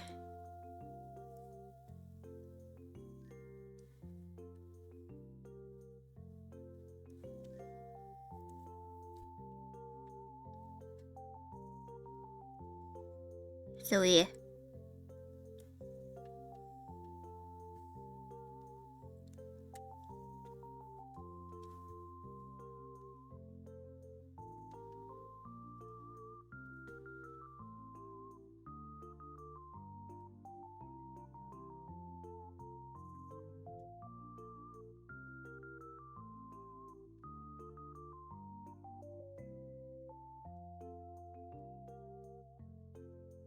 There we go.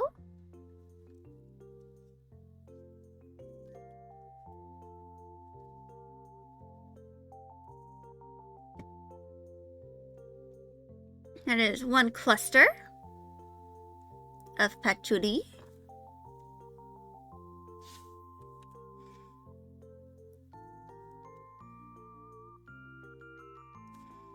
And I'm kind of like making them sort of like wiggly.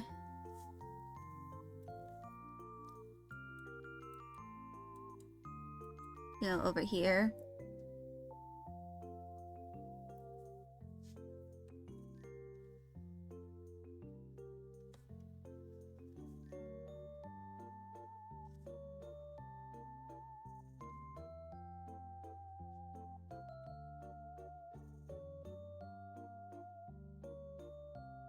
No, just for the sake of wiggliness.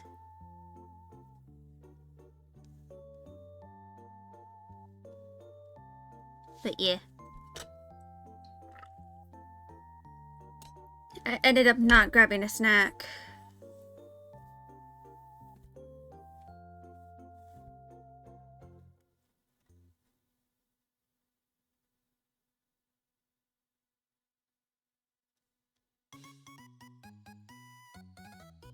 And there we go.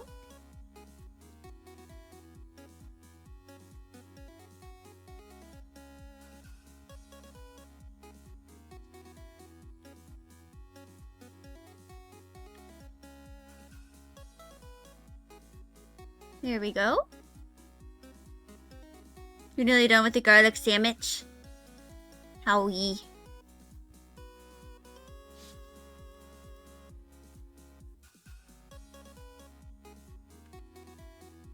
So, I'm kind of like trying to make them a little lumpy.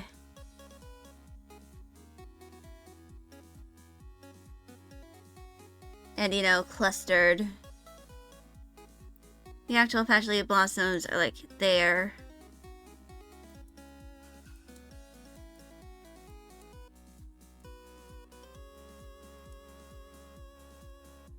But yeah.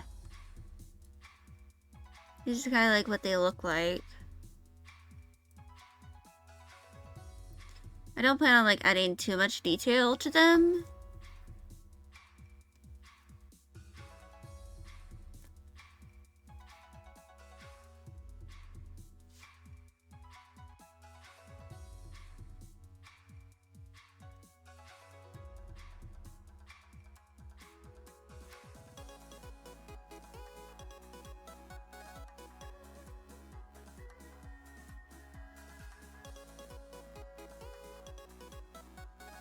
Like, they're just mostly gonna be lumps.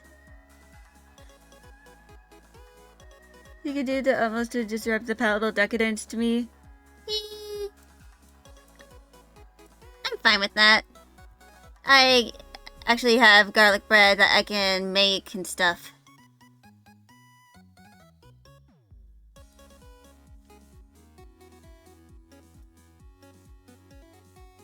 Or just put it in the oven for a little bit and then boom. Garlic bread.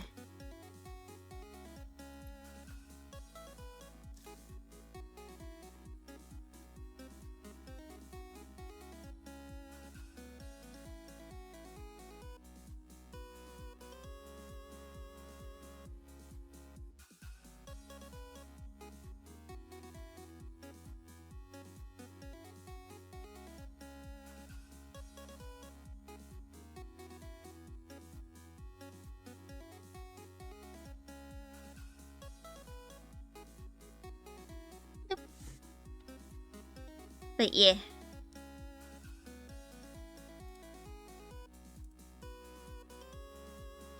I think this is somewhat good.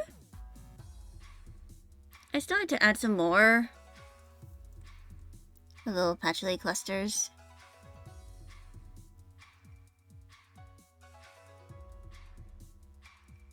You know, over here and stuff.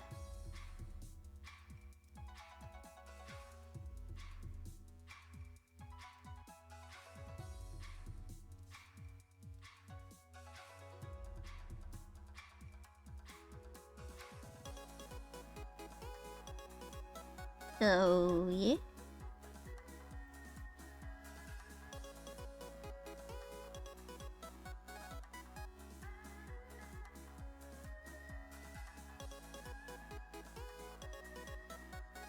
There we go.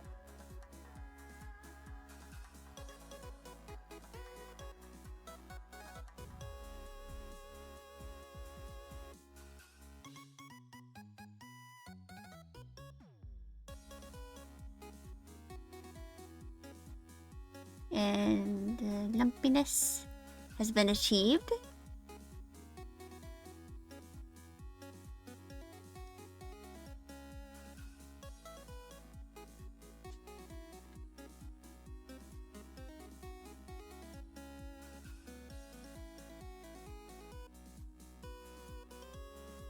And I think this looks good.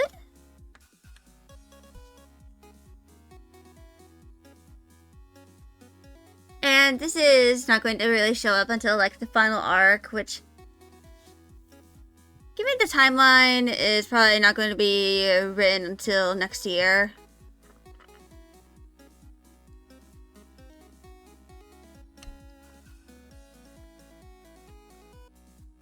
You know. Because I'm currently in the second arc. There's 7 in total.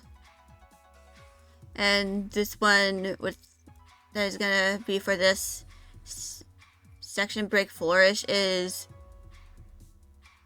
the last one.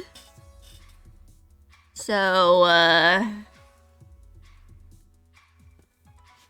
let's just say you're gonna have to wait a while before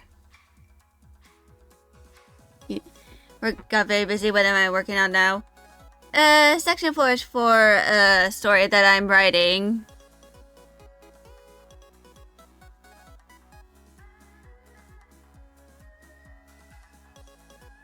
Basically, this one doesn't really show up until like the very last arc, which is the 7th arc. But it kind of like parallels the very first one. Right now I'm kind of like just working on the line work.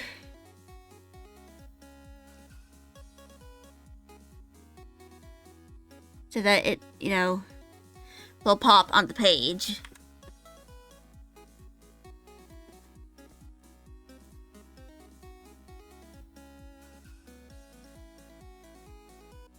Gotcha, indeed I will. And now I'm just thickening up the outline and stuff. because I kind of want this to contrast a bit, you know, on the page.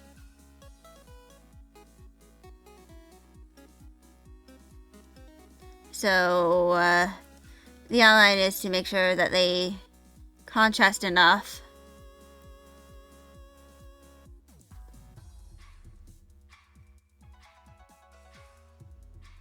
Of course, I might rework this if I, you know, ever get this officially published. You know, make them look a little less stylized.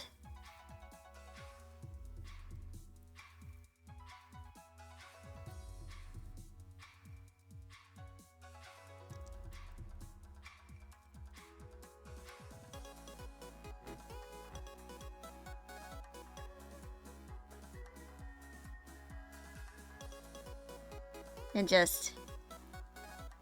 Eventually I need to start doing the rest of them. Especially since I'm on the second arc. I'm like halfway through writing it. Of course I am probably going to take a break from making like significant writing progress while I'm, you know, in my college semester. Because I need to focus on, you know, being able to do my assignments on time. Probably like once I'm done, I plan on doing like a write-a-thon. Like, it's not really a subathon, since I, you know, am not an affiliate at all. But it's kind of like just a little event to see how much progress I can make on the story before I like make the where I have to during like 1 month like dedicate 3 days out of all the 5 days that I stream in a week to like just writing and see how far or long I can go before the write-a-thon ends. My goal is to try to like work on approximately, you know, 8 chapters in a month. Of course, the likelihood of me actually being able to write 8 chapters in a month is pretty unlikely. You're still working on your first arc? Yeah. Writing takes a lot of time, so it's understandable that you are still in the first arc.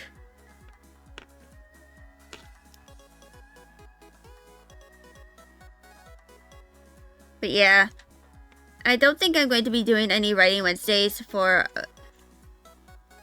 There's no Writing Wednesday next week either, because that's going to be like the last week of streaming before I have to do my hiatus. And therefore won't be able to stream as consistently.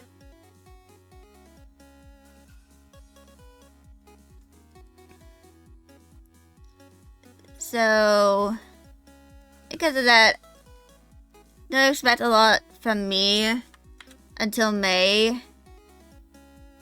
You wish you could upload an AI version of yourself and let them write.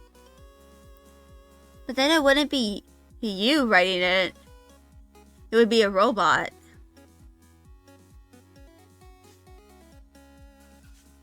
But yeah, that's pretty much done, so... I'm gonna work on something else.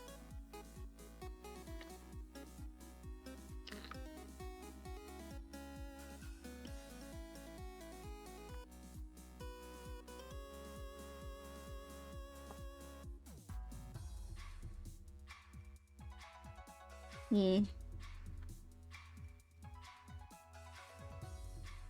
So, something I kind of like wanted to do is like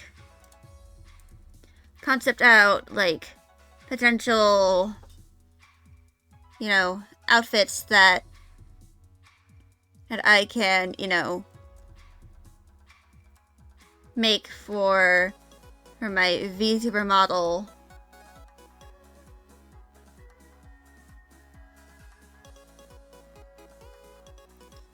So, like,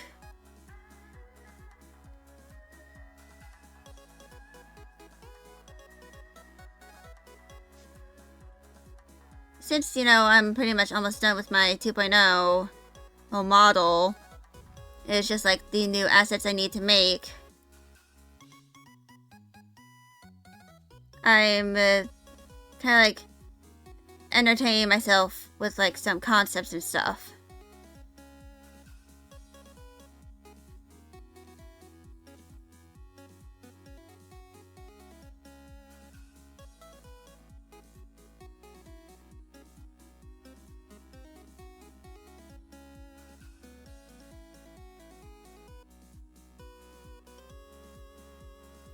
Or, you know, when I eventually make kind of like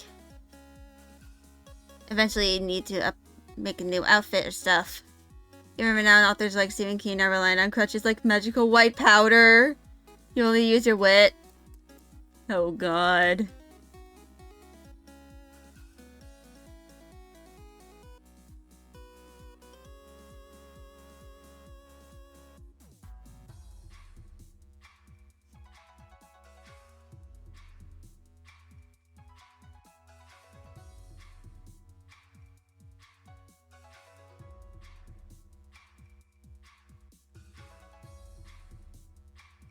A pose.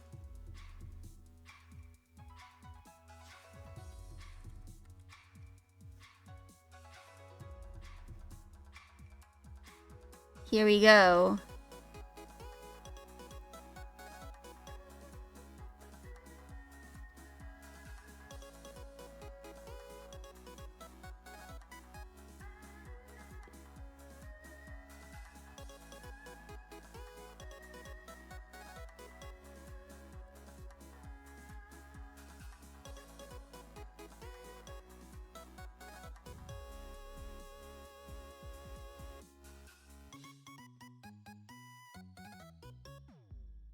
Alright.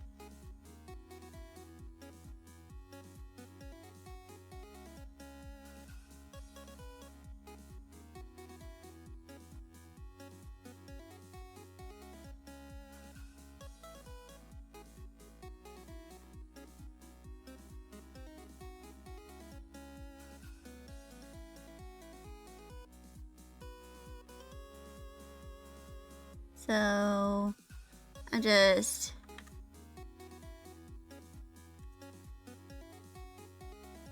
making a little sketch here of, again, a pose or something along those lines.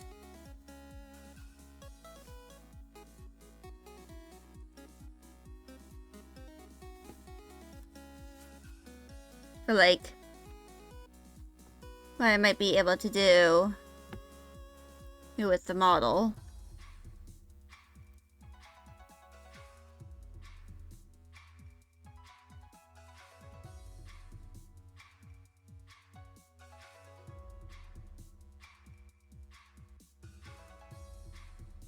And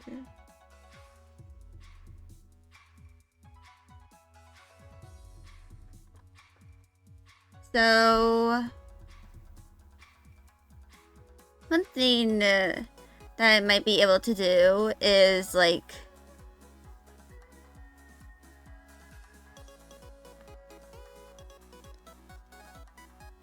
maybe like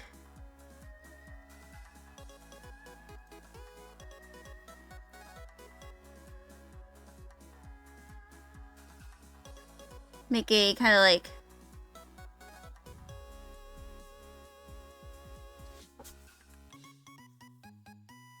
outfit.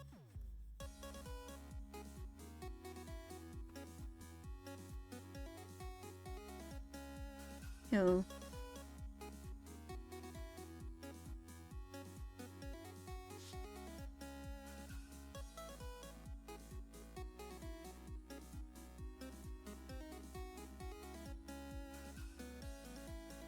So kind of like this.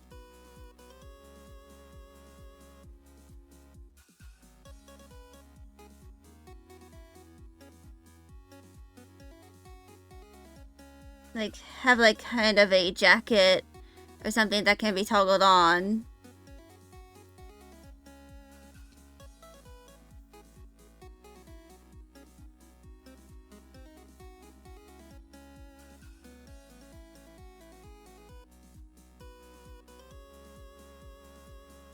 So like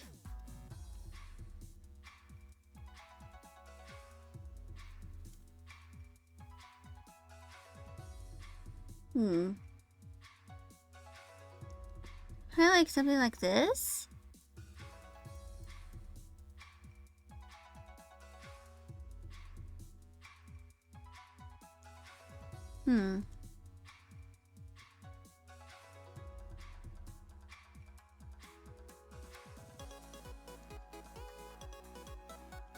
So the kind of like idea behind this outfit is like just having my VTuber model and like having a bunch of accessories and stuff. Like maybe reference a bit of Transformers with it.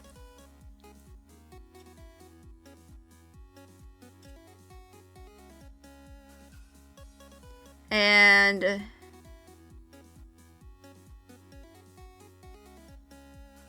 basically the idea is that there's probably going to be like some Transformers themed elements. Like, I don't know.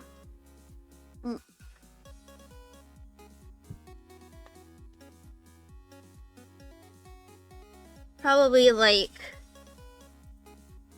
have patches on the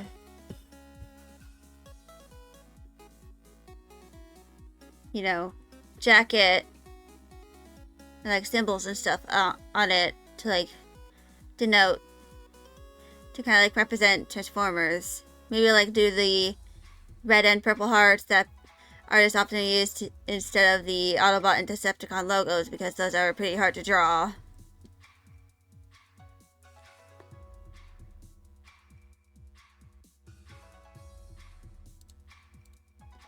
And of course, there's another I can do.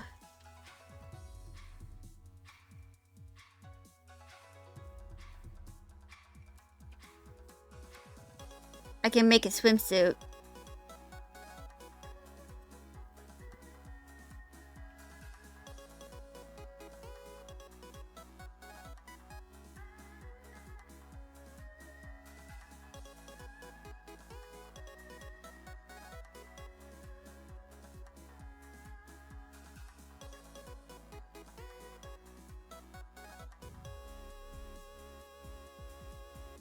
Like a little bit of plush here to denote the fact that, you know, a little bit of chub.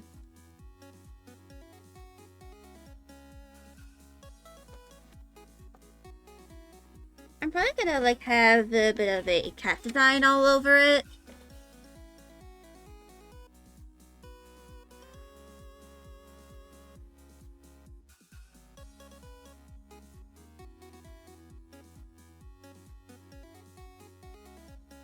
I might like just make a brush specifically just to like make the pattern for the cats.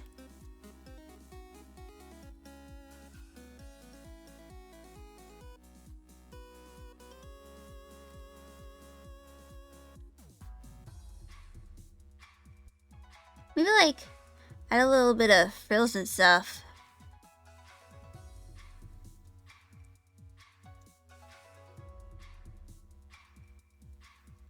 But I'd like to mention that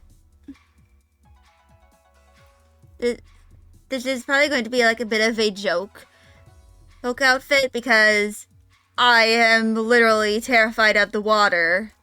Because I nearly drowned twice in my... I nearly drowned twice. which is a fun fact about me that y'all probably didn't know. Like, I remember the first time was at a birthday party for a, elementary school friend, and she, of course, had a pool. I almost drowned in the deep end because I was like 4 foot something.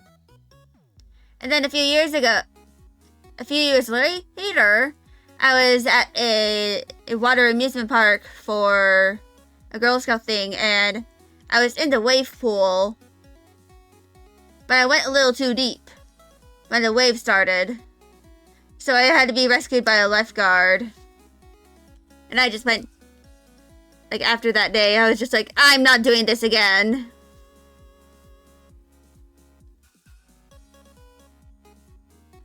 Like, I'm gonna add, like, goggles to this too, because I never go into the water unless I have water goggles.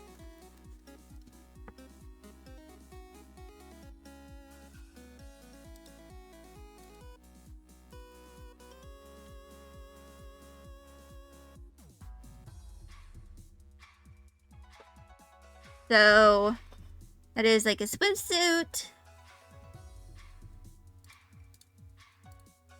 Then,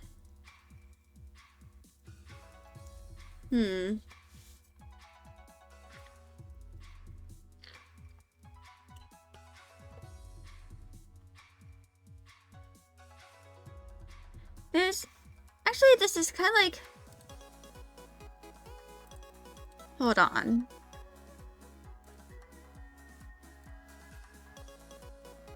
I actually have, like, a bunch of, like, potential things I can do for, like, my 2.0. One of them is, like, this thing. Like,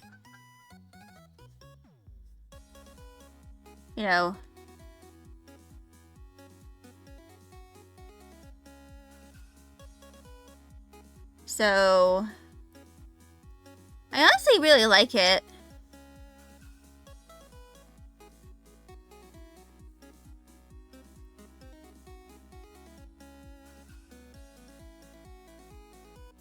But I don't know if I'll, like, do it again.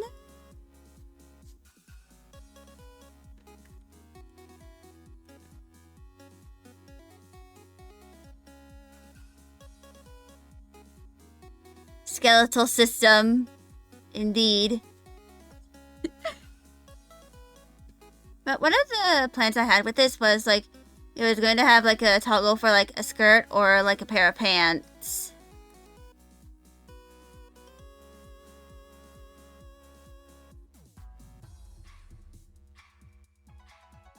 And eventually I kind of, like, did the, like,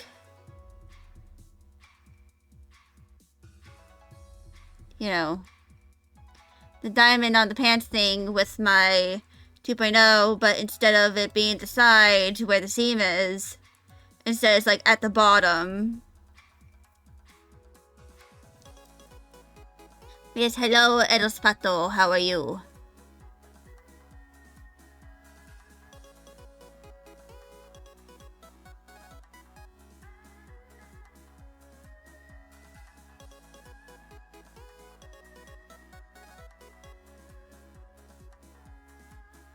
And kind of like puffy bishop sleeves, because I love puffy bishop sleeves on my characters.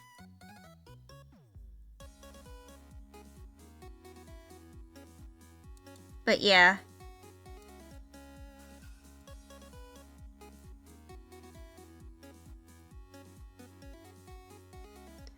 Just like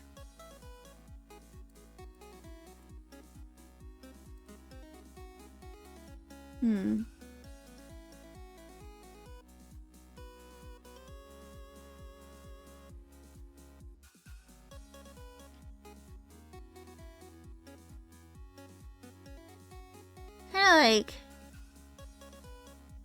have a bit of a bat theme going on with this. And like probably like the tail will also be like, there will probably also be a bow on the tail as well, which the bow is going to have its own physics. Of course, I have to make a new version of the, you know, tail in order to do that.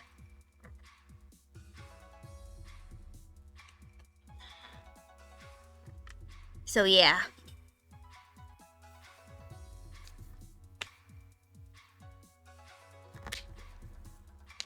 I probably eventually need to like figure out like what I'm going to do with my next 2.0 outfit, or if I'm not like going to even make a new outfit and just like add a toggle. Like maybe I can finally go Megane mode and just add glasses to my model, because I have not done that with any of my models despite wanting to do that, you know, for quite a bit.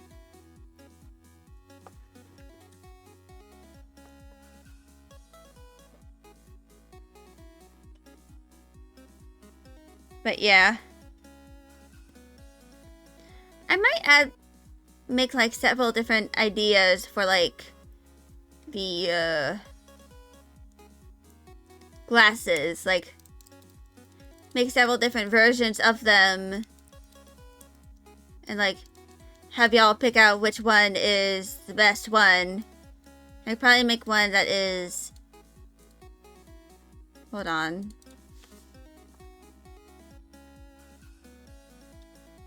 so like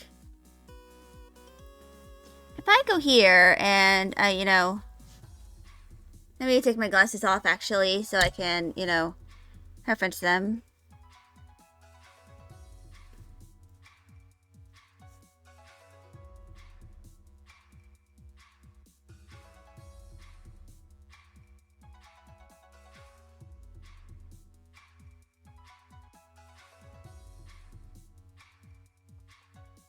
So I, of course, will probably like have a basic version of my glasses that I add to the model in the future. But I could probably like, depending on, you know,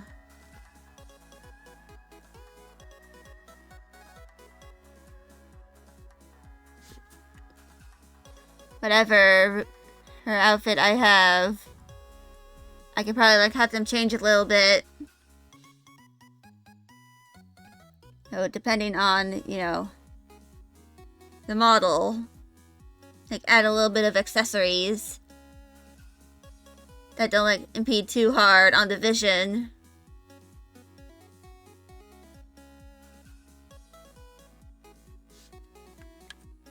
But yeah. So for some of these, like specifically for the swimsuit, it's mostly just an excuse so that I can like add stretch marks to my model and cellulite and stuff, and I can like add jiggle physics to that. And I kind of like want to learn how to draw cellulite and, you know, all that stuff for my characters. Because anyway,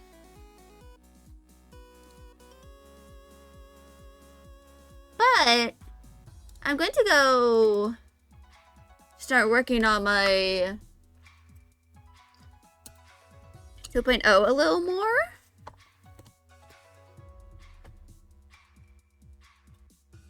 So just give it a moment to load. So if y'all can tell, there's now rotation deformers on this side. And that is because I copied and pasted the limbs. So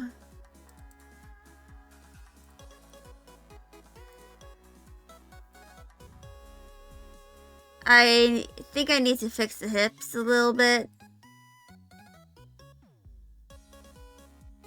Because they're kind of like bugging out.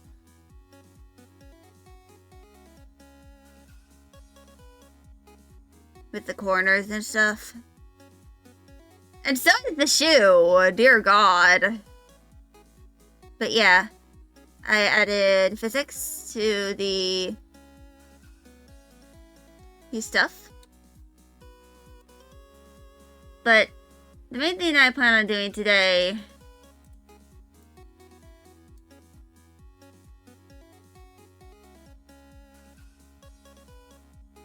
is, of course,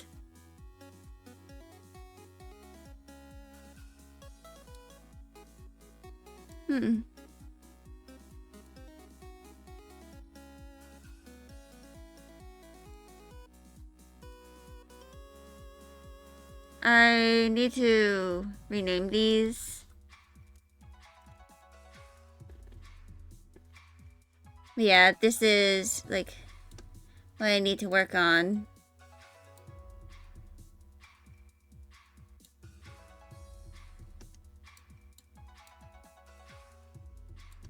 For like a little bit. I see. He's the issue now.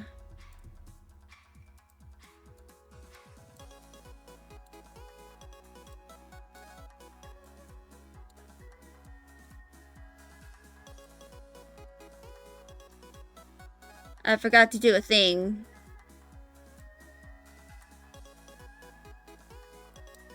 The thing we do with the hips.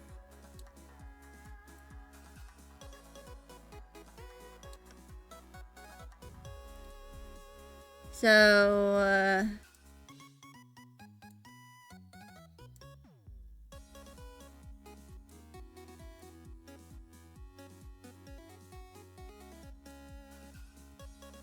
I need to kind of like work on this a little bit.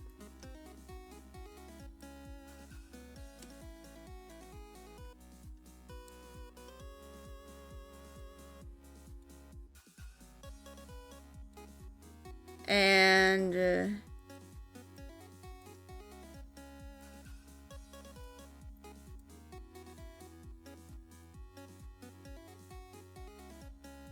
make sure I won't mess this up too much.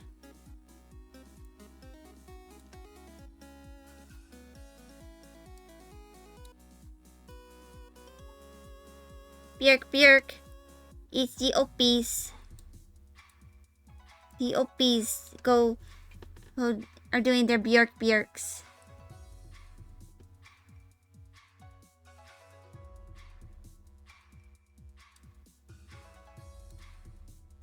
But they go Björk.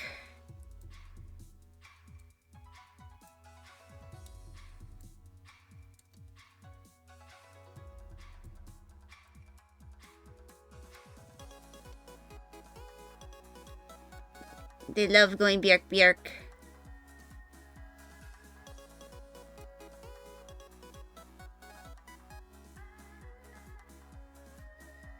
And now I gotta do this for the left side.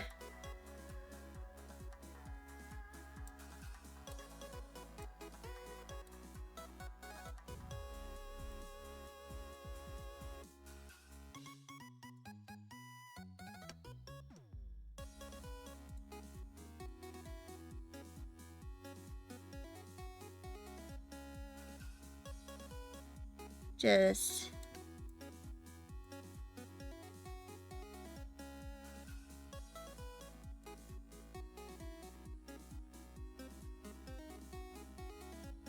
yeah.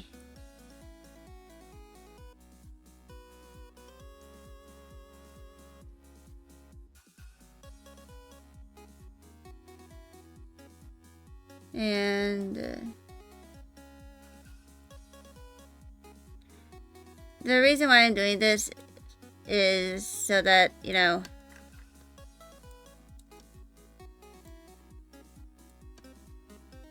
I kind of like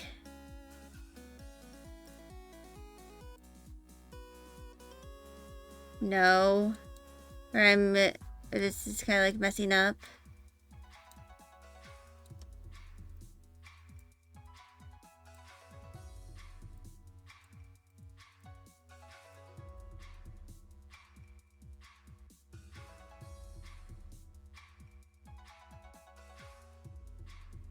And, you know,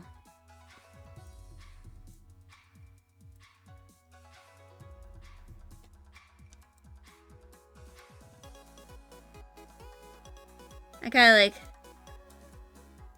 wanted to make sure that this doesn't like entirely mess up too severely.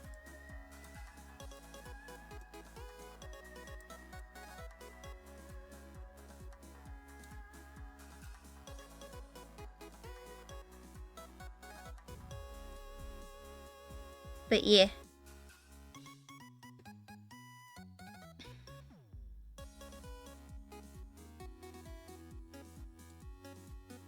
Ah.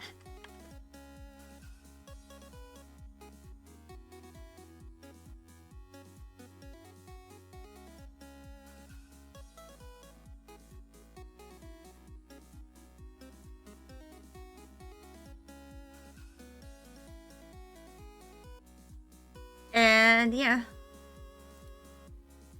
I like wanted to do that.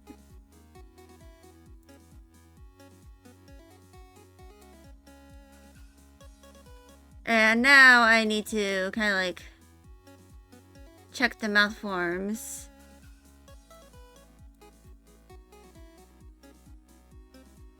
That is cursed.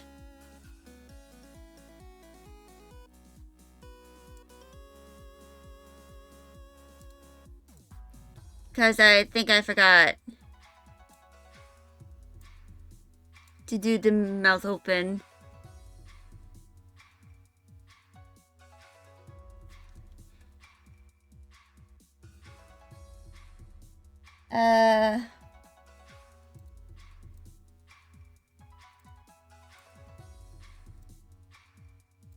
I think I need to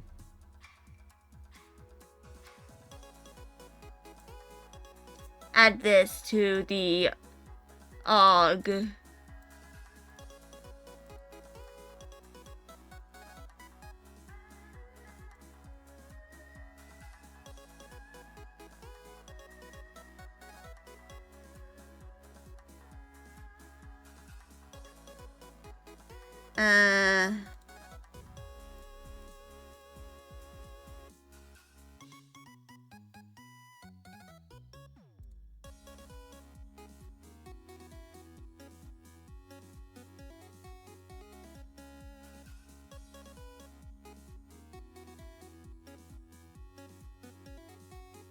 I think it's just...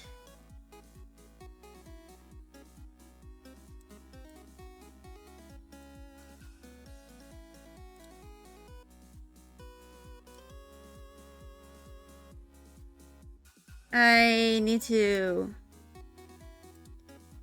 This is going to look slightly horrifying for a little bit.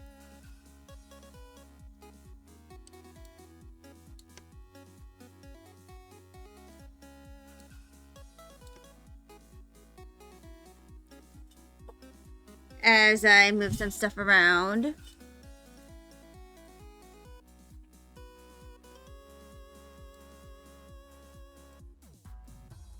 Because, I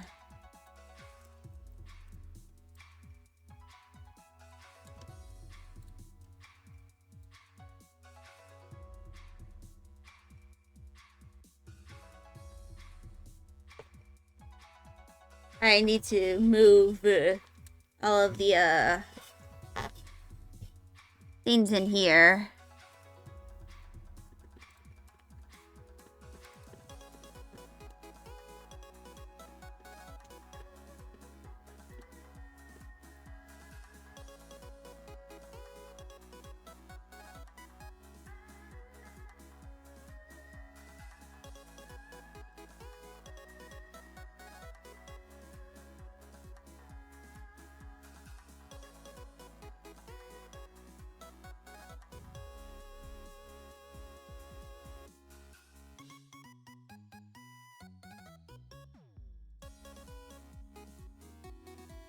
And now I need to move all those over there.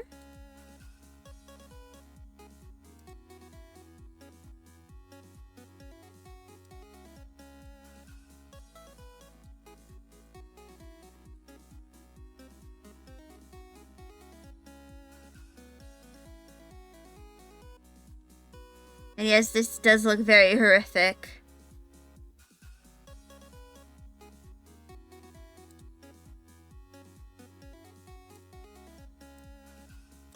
So I'm gonna add a warp for the lower gums.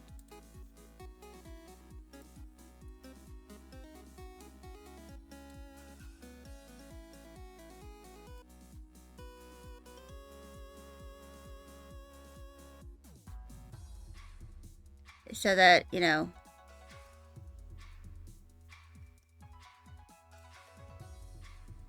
do a little bit of this.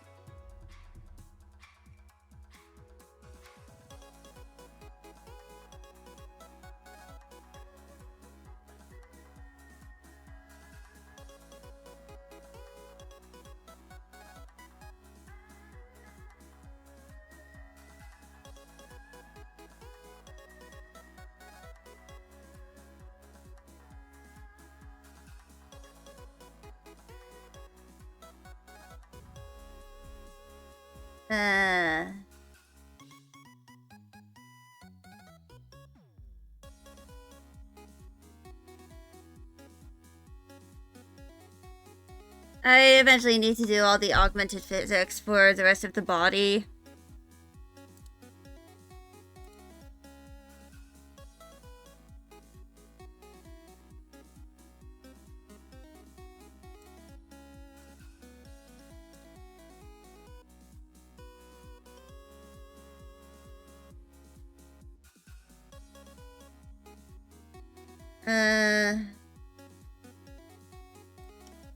There we go.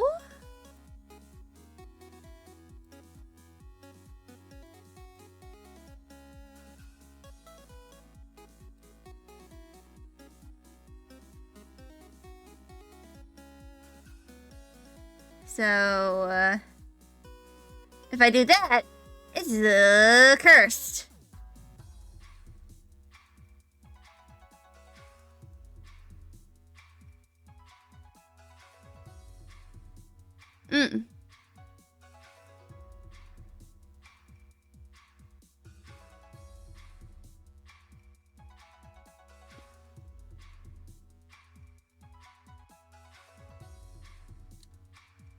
Cursed.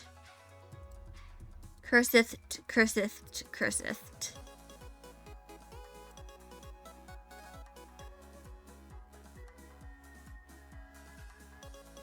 But yeah.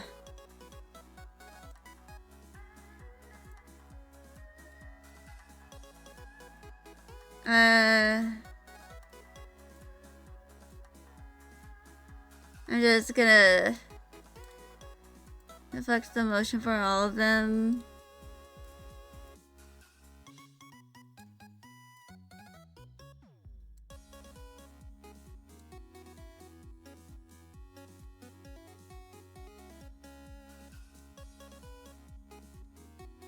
So,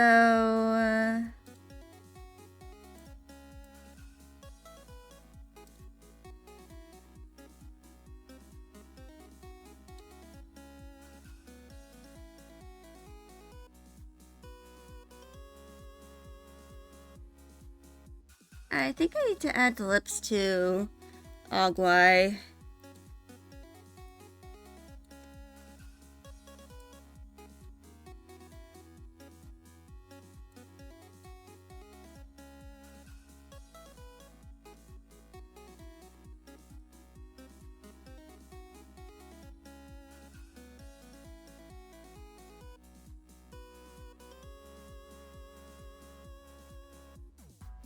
So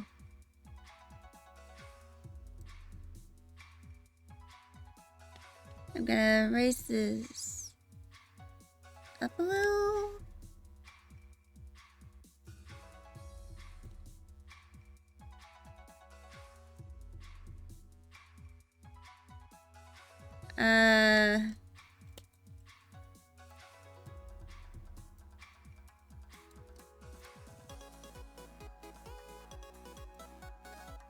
Honestly, I don't really know what I'm doing.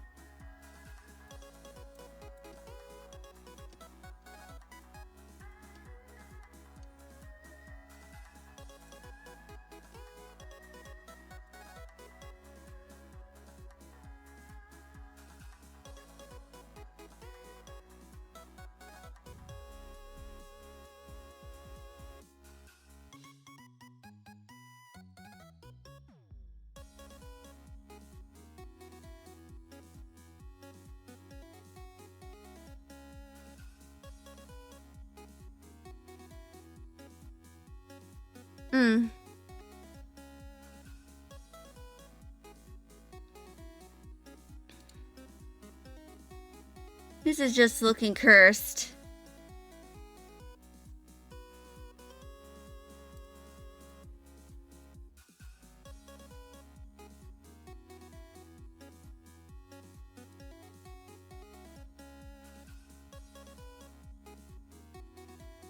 I'm just gonna make it look a little less cursed.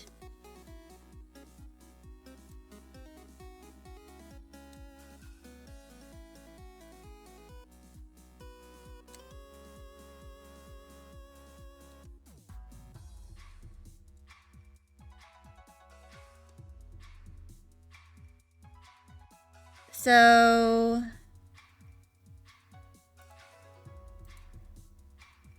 it's the head shade, I believe, that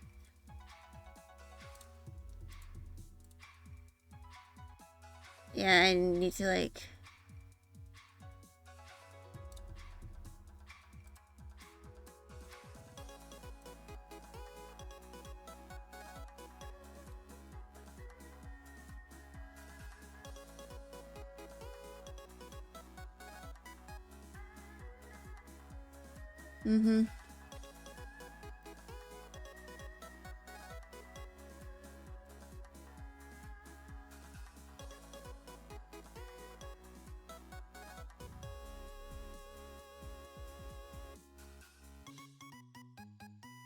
I mean, eventually I'm gonna have to like do all of this more.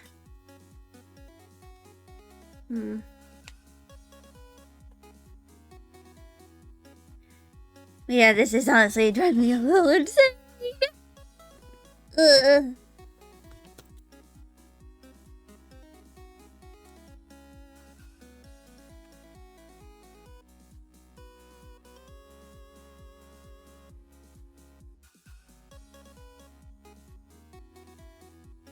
I eventually need to like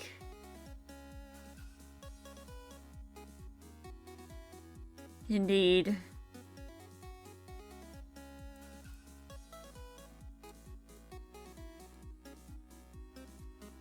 I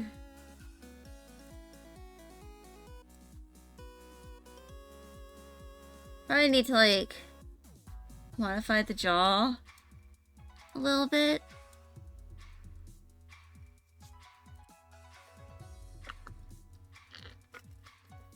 Probably like add a few parameters. Because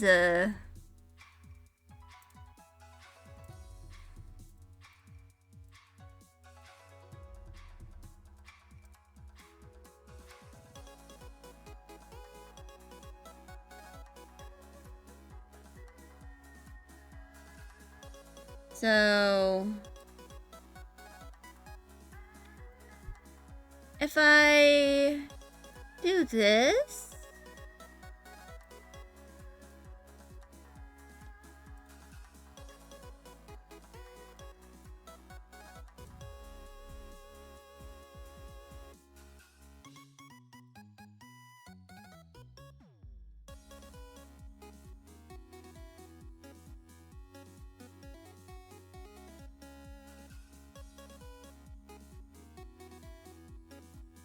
I think I need to put this up.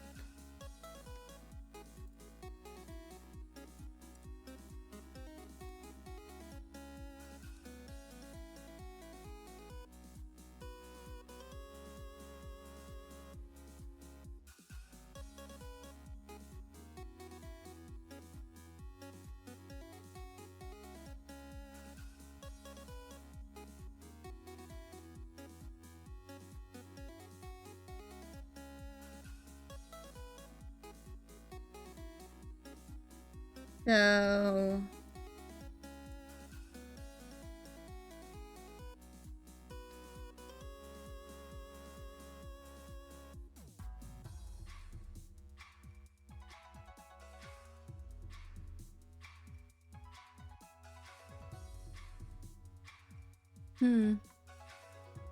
cursed. Now not so cursed.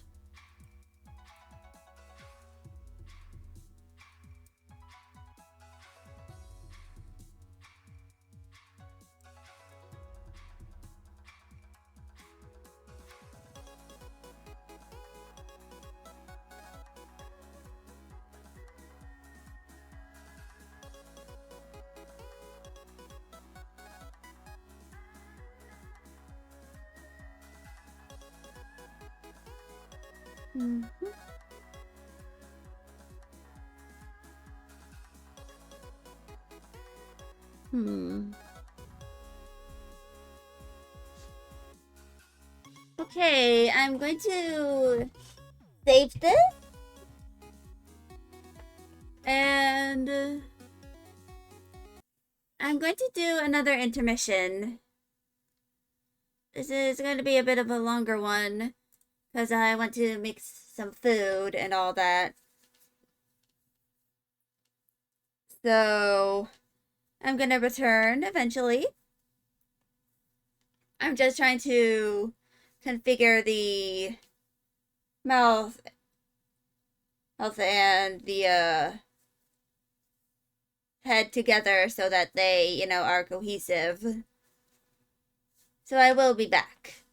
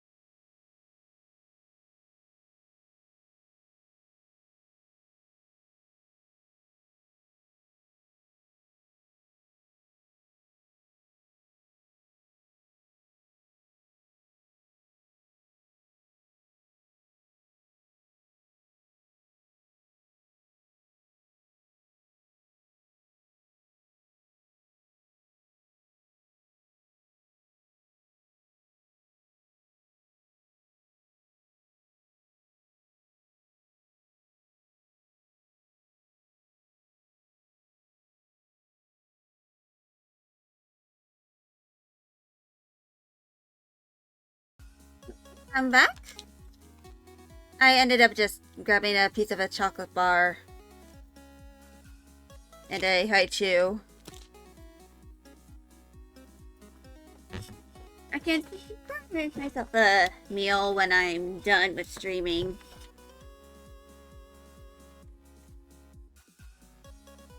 But yeah.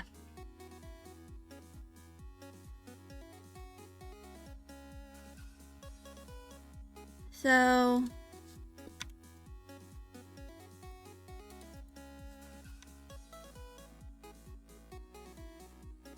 here the jaw is meant to open.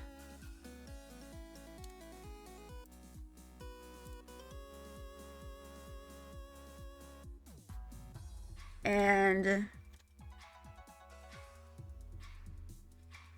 I'm going to like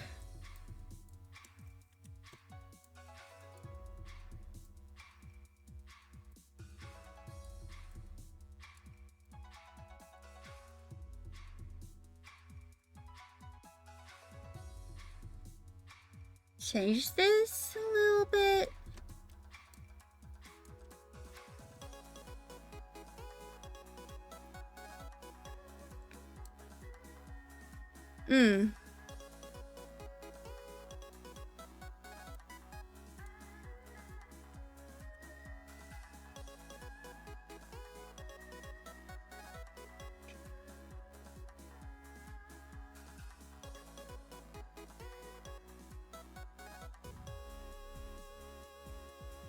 I think I need to add this to with the jaw open.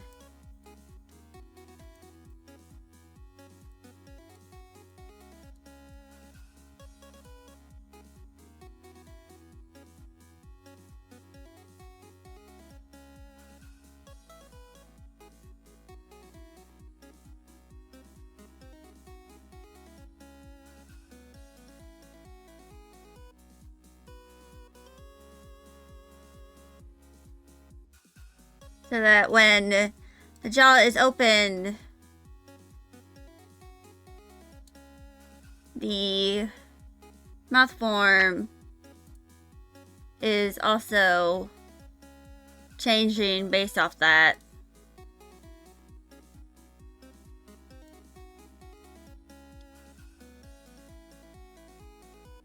Now I just need to do this for the rest of them.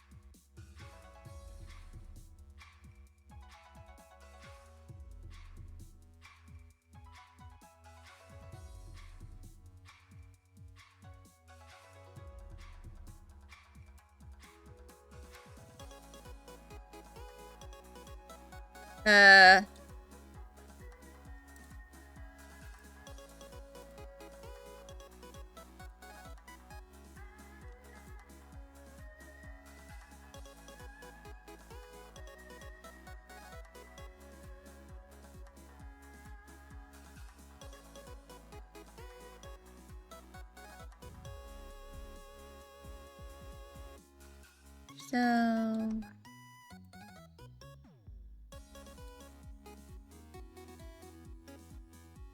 basically, what I'm trying to do here is I am modifying the mouth open and closed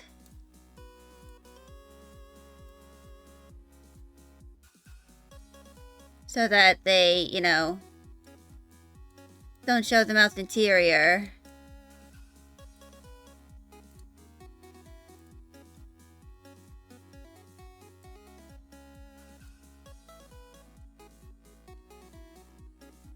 So that when the jaw opens,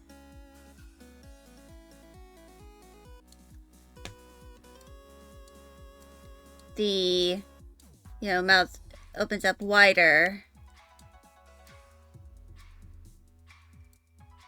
Though, to be fair, I probably could have just made the gums a little bigger.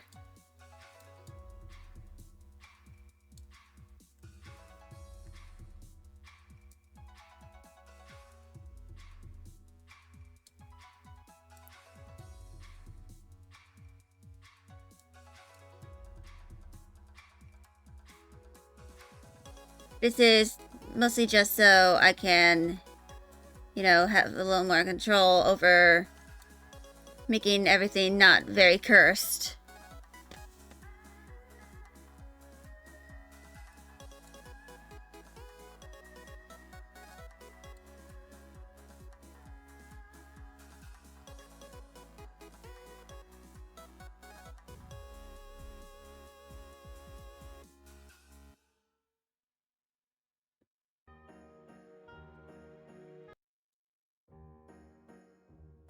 So, yeah.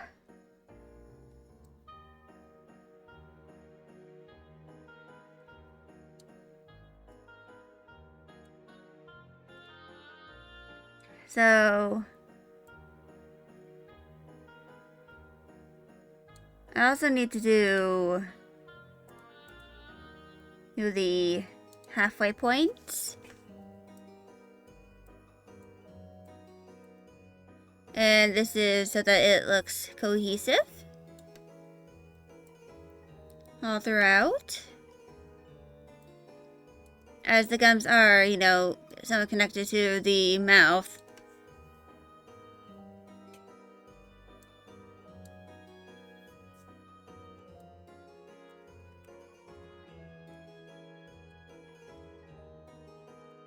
And my plan is to, like, make sure that everything looks cohesive.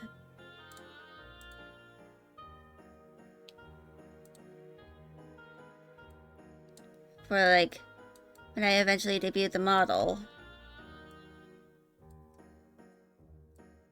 I want to make sure that there is no scuff, basically. It would be kind of bad if I had a lot of scuff with this model. Well, when I debut it.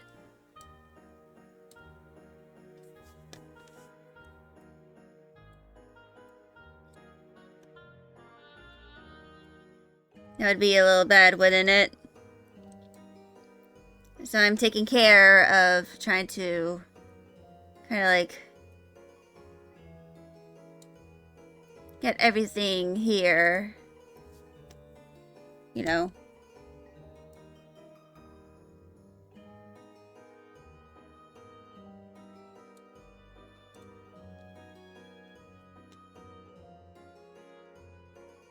So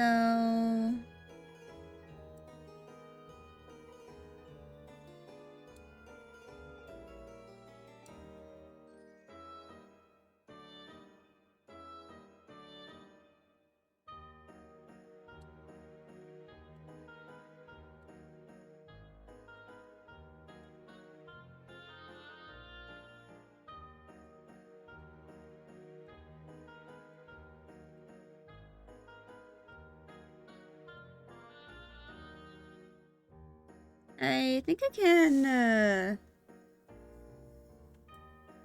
brush those out of the way.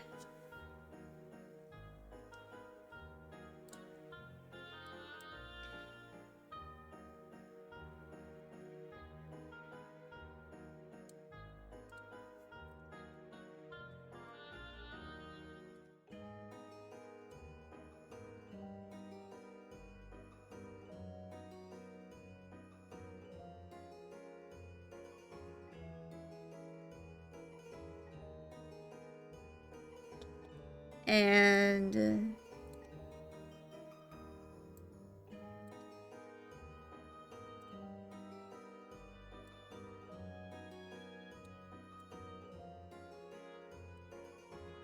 I'm going to modify the lips on the upper part so that they also look cohesive with the rest of the parameters.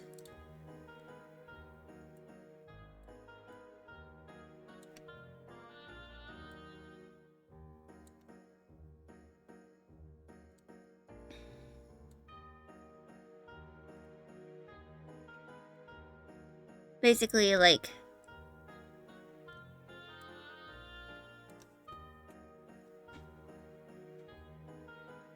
trying to sell a bit of the illusion.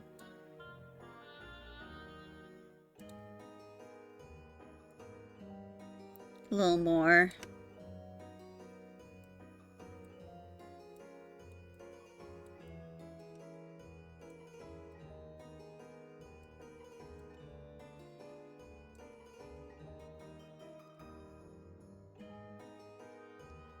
Also, I probably added way too much detail to the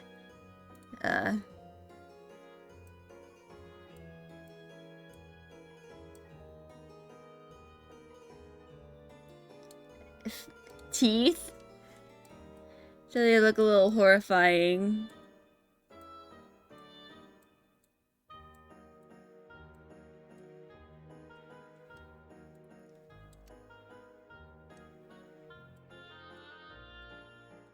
But honestly, I think a little bit of horror is fine.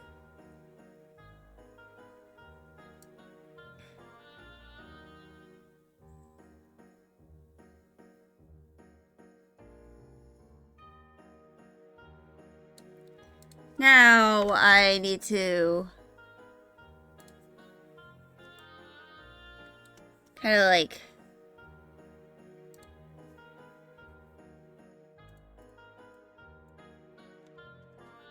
add his extended jaw to the rest of the head.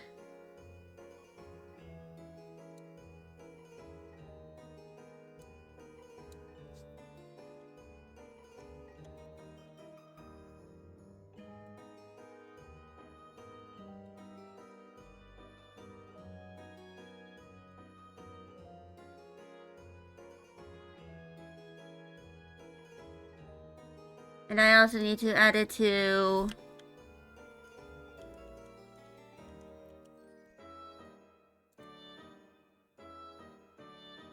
here.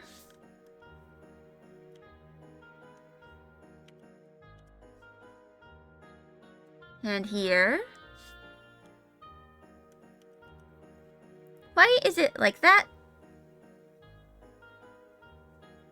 Why is it like that? I just encountered more of the scuff.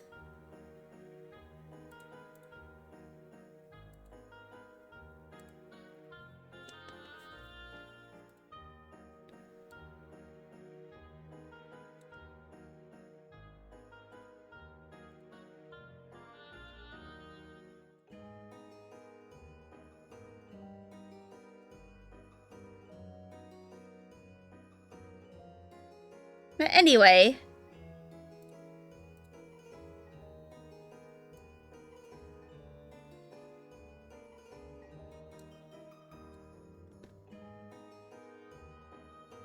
Let's add this to the corners.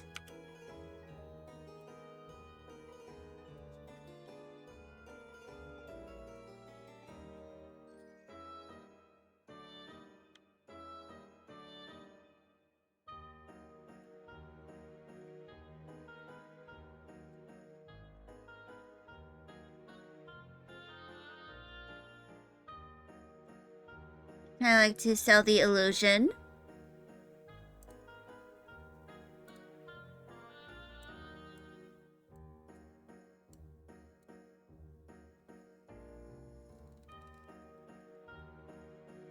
And yeah.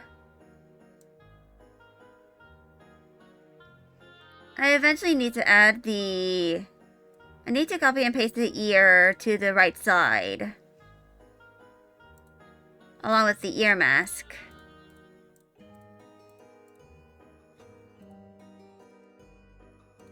So I'm gonna delete those.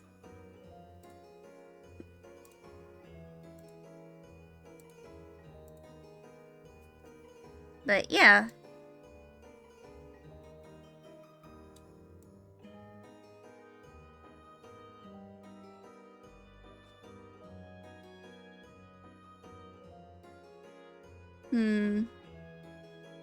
Part of me is tempted to like make the side the tilt to the side a little more extreme. But I'm not.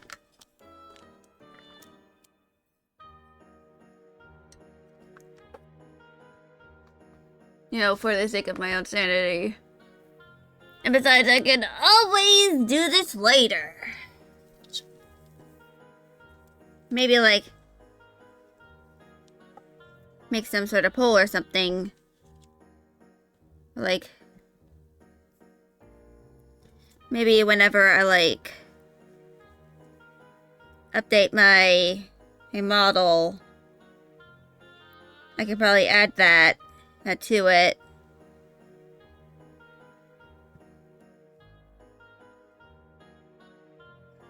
So there's like at least something that I can add in the future.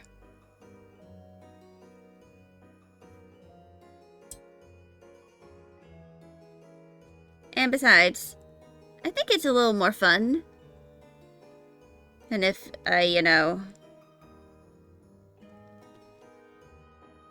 add more or to the model over time instead of just having everything added all at once.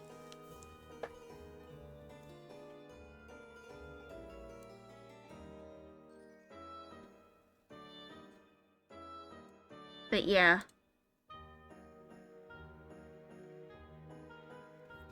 I need to eventually add the AUG physics to the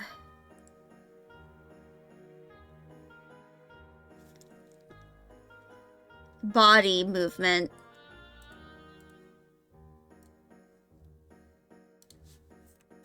But for now, I have a lot of the V-Bridger stuff that needs to be, you know, added.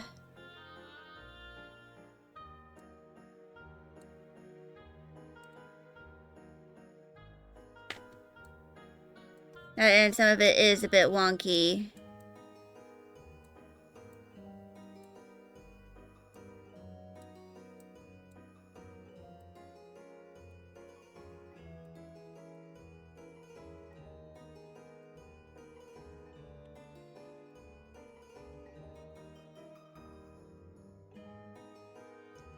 Eventually, I need to do all of the V-Bridger parameters.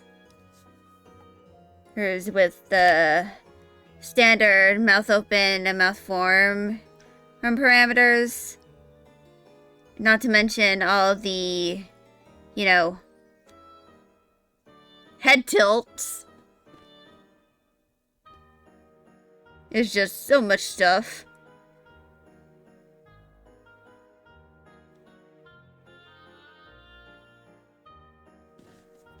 You know, that has to be added. But I think I'm gonna take a little break from that.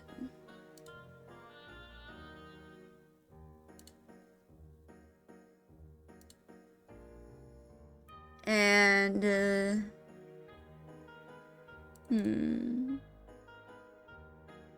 because I can always do that later.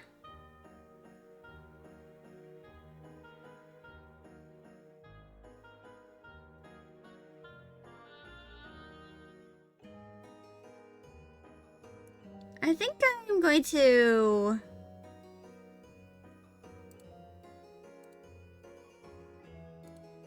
make a new, like,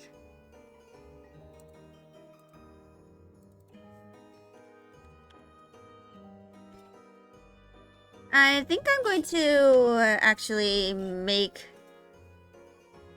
some outfit concepts for one of my characters.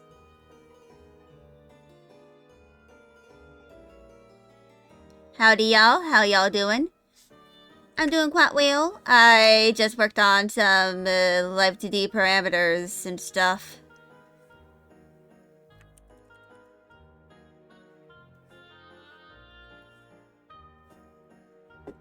But yeah. Right now, I'm just trying to take a break from that because if I'm going to be honest, Live 2D stuff can be very daunting and can just make you go insane. This has been the absolutely the best week ever. I'm glad it has.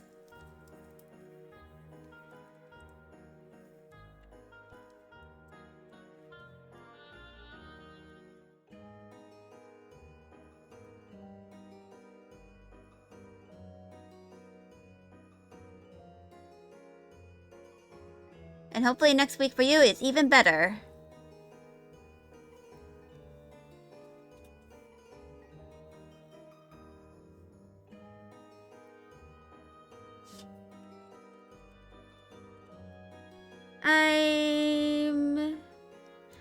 today was Thursday indeed.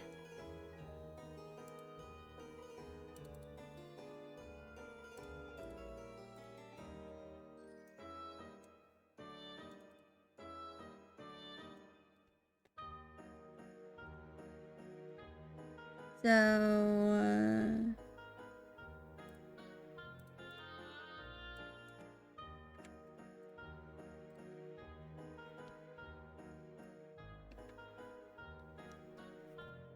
I plan on, like, you know, making some additional outfits for the characters. For Patcholade's Revenge.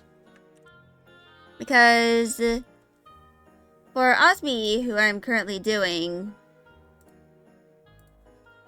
one of her outfits is a Hanfu.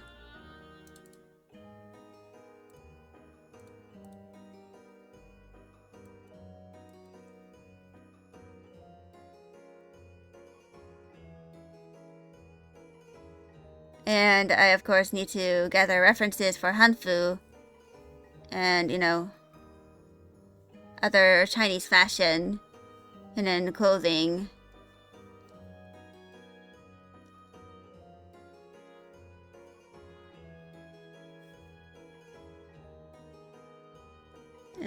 This is meant to be a gesture.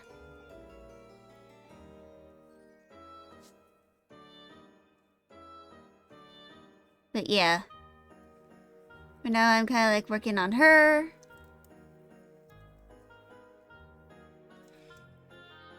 You know, during the last hour. And my kind of like to-do list for my stream today, it has like a character that I recently made that I want to design, but I don't think I'm going to do her on stream.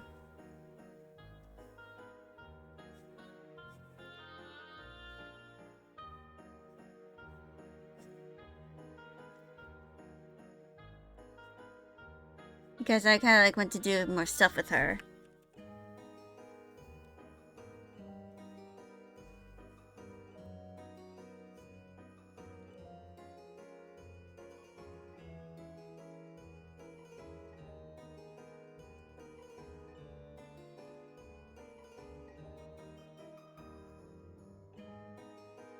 I'm gonna let that go down a little more.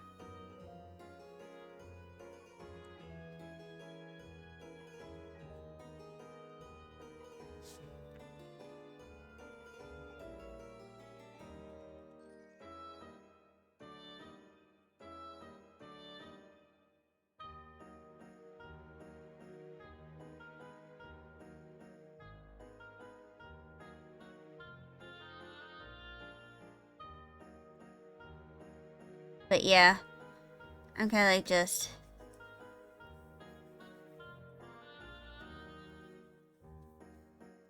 gonna make a little gesture of Osmi over here.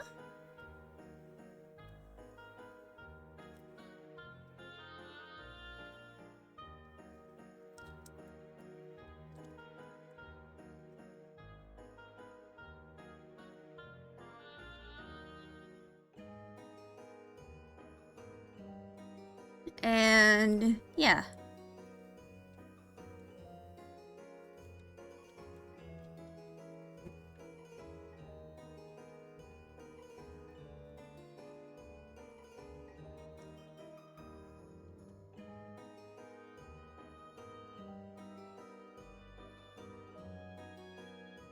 I'm probably gonna have her looking down instead.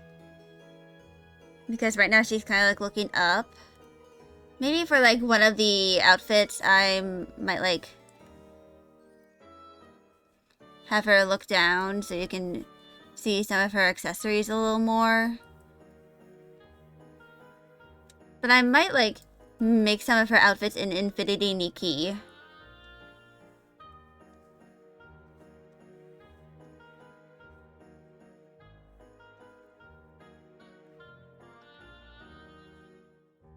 You know. Because I'm still playing the game. I dutifully do my dailies.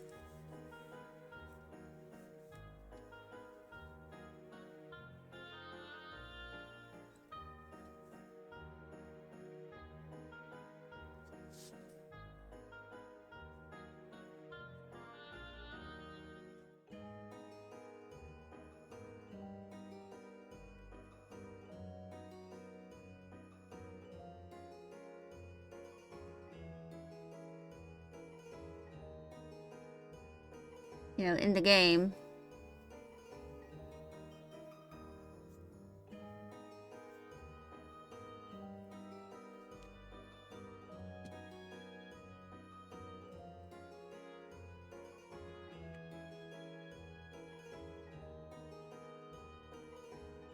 But yeah.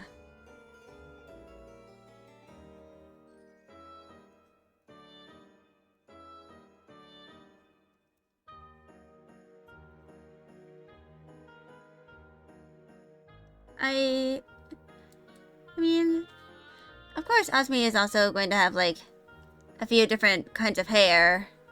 Or two.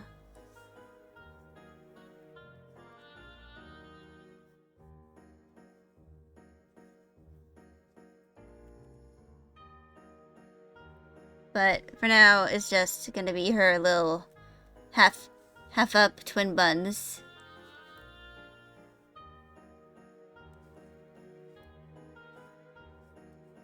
Honestly, I kind of like Osmi's design.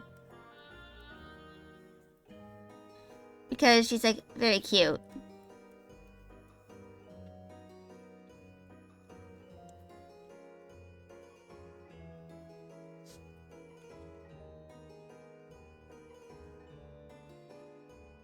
And stuff.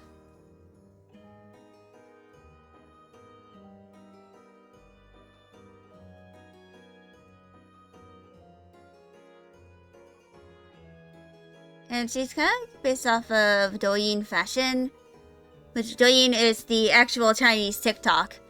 Red Note is not the Chinese TikTok. It's more like a combination of different and websites like Pinterest and stuff.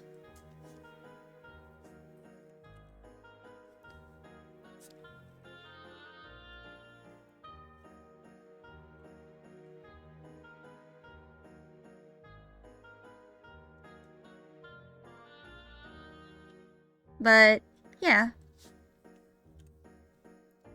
Shira is going to end in like half an hour, I think. Depending on how long I want to go for. So, Osmi, she is kind of like a bit of the chaotic ADHD character, but she has a bit of tragedy involved about her too. Because, you know, her people were basically just killed in nearly entirety. And she believes that she is one of the last of her kind.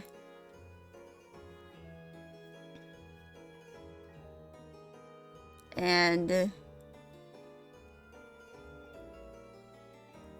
she wants to, you know, eventually try to restore her people's legacy.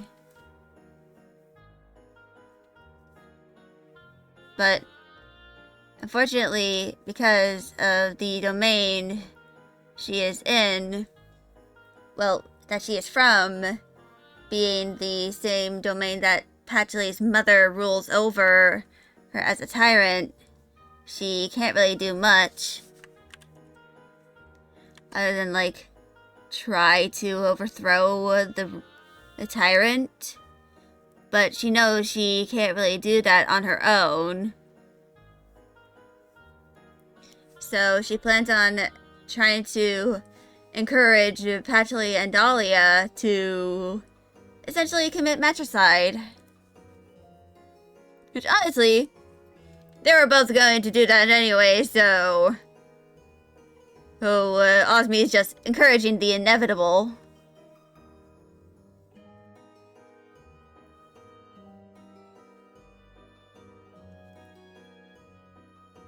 But she also is, like, tries to be a very good friend because she doesn't want to just have the people in her life feel like she is trying to use them and for her own selfish gains. She is, of course, inherently someone who tries... She is, like, unfortunately motivated by selfish reasons. She kind of, like, wants revenge. And for her people. Because she knows that she is one of the last of her kind. And unfortunately, she knows those the people who, you know, destroyed her kind. Which, I like to mention that they are capable of repopulating because basically, where she is like from a series of islands that are covered in crystals.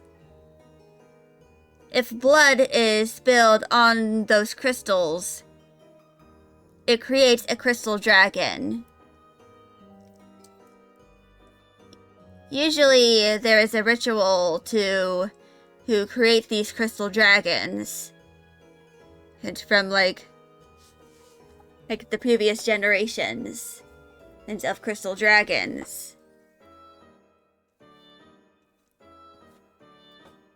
And Osmi was not the last us to go through that, but she was, of course, because the ritual happens like every year, or like every few years. But she's probably going to be the first to do it in a decade. But of course, all kinds of blood can be used as long as, you know, it's best if you have healthy blood. I did stuff. So if you, like, have a condition that affects your blood, it's probably not going to be super effective. And it can even happen by accident and without the ritual being done. Because it's more like ceremony. He'll hold the ritual. The ritual is more like ceremony of creating new life.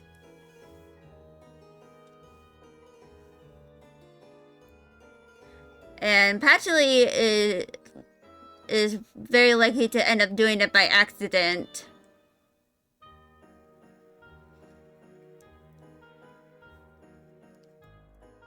And then, but Dahlia and Lily are most likely to do it on purpose. And maybe Linnea.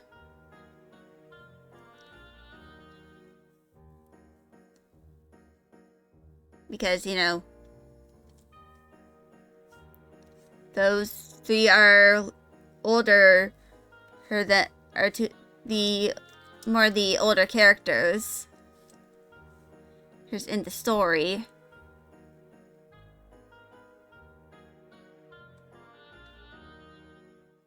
So they're more likely to just do that on purpose so that they can become parents. Than for example, Patchouli, who is, you know, literally 20 years old and is probably knows that she is currently not emotionally capable of raising a child all that well on her own.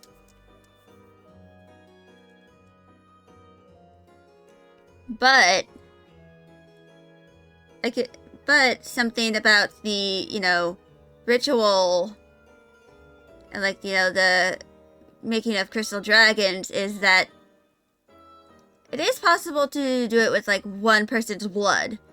But it's traditional to have more than one person's blood. Like, usually be two people's blood, or three if they are, you know, polyamorous.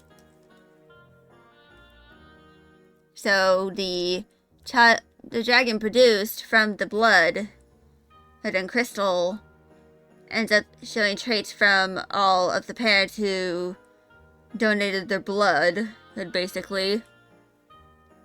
Lore indeed. Of course, since Osmi was pretty young when all that happened, she doesn't really recall all of the ritual stuff. And of course, a lot of the crystal dragons are dead, so she can't really ask them. They're either dead or, missing from the realm. So she can't really just go to them and ask. She has to, find them. And then ask them, hey, how do you do this ritual again?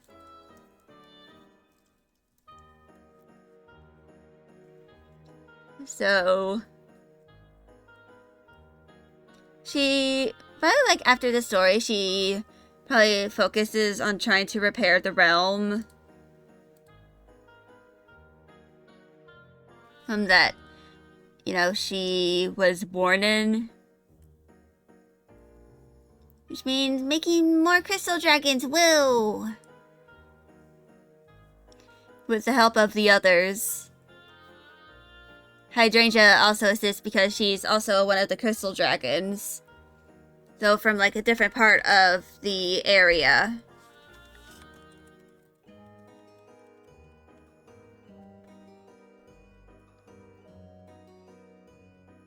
But, yeah. Basically, Osmi, he is basically just a being synthesized by crystals and blood out of the people who chose to create her.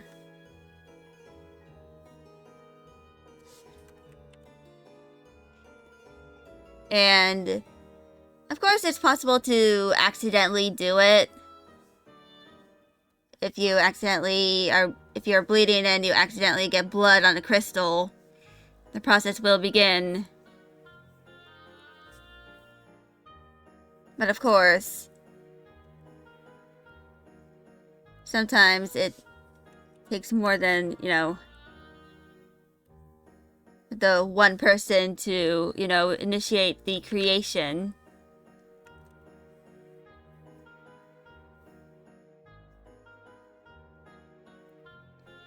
Of, a new crystal dragon.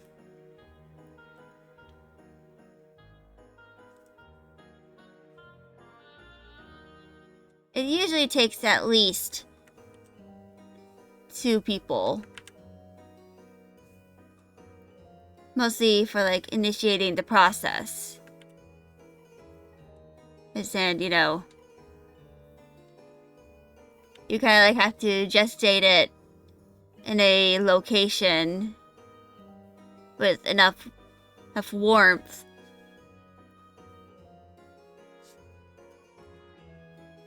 But you can't really, place it in someone's womb and call it done.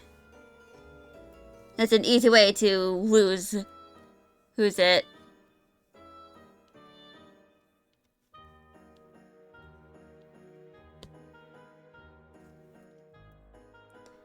But usually, it's how you kind of incubate lizards and snakes.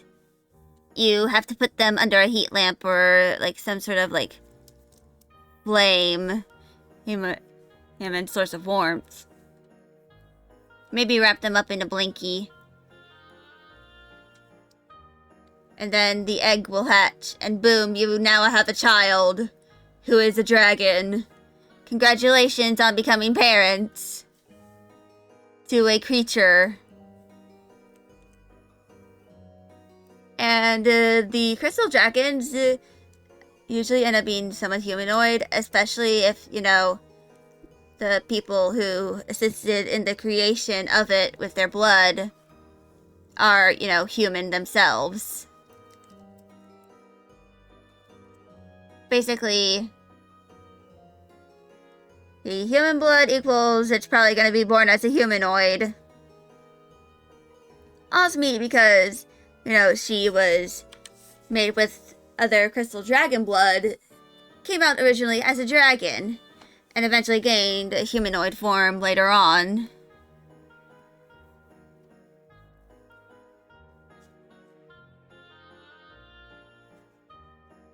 And it's kind of like the form she is most comfortable with.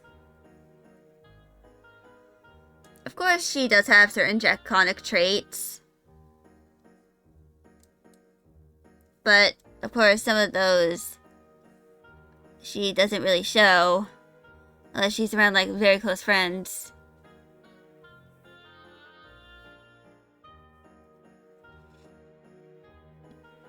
But, yeah.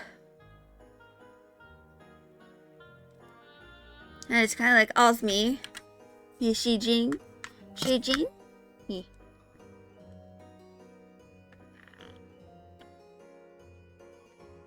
So, yeah. That is Osmi in a nutshell, basically. She was basically created through a blood sacrifice. And eventually became the unhinged person that she is. Partially through trauma. Of watching a lot of her people die. Right in front of her.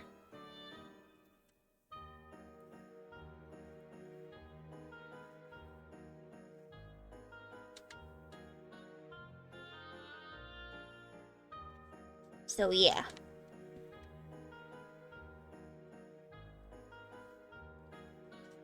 Eventually I'm going to make her other outfits and stuff. But I'm going to be ending in like 10 minutes. But, and yeah. I can kind of feel my Adderall slowly wearing off. To be not so effective.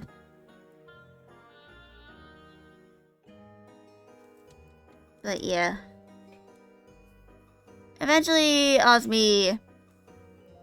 will design all of the characters and their outfits. Because, of course, I need to do that. Because I don't plan on just drawing them all in the same outfits. They're going to, at the very least, have 3 outfits each.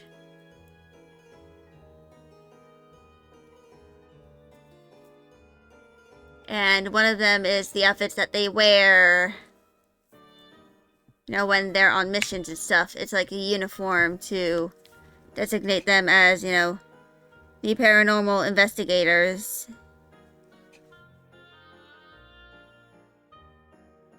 So, like, yeah.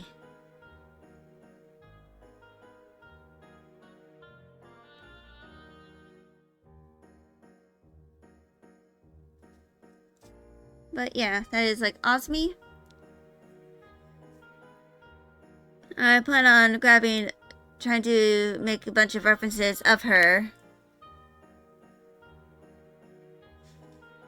For like future use.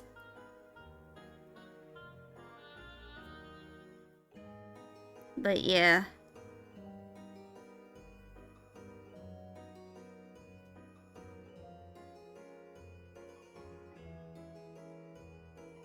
She is kind of like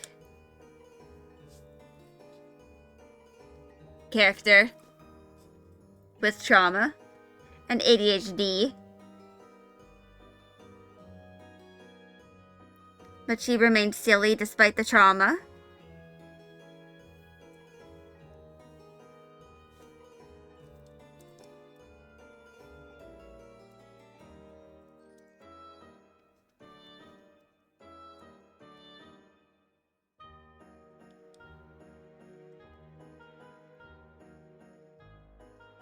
But yeah. Once I end stream, I'm going to make myself some food. Like a little snacky snack. And then once I, you know, have my snack. I'm going to kind of like work on my Love2D model more. It's almost pretty much done, actually. It's just that I have all the other things I need to do for the model that I have not done. Which, hopefully, I will be slowly going through it all throughout my semester.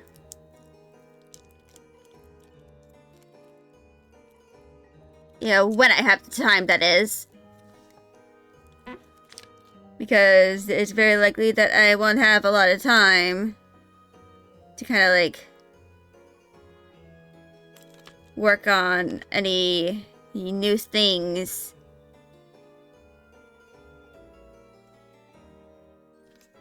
Because nothing is really guaranteed with me. Like, ah.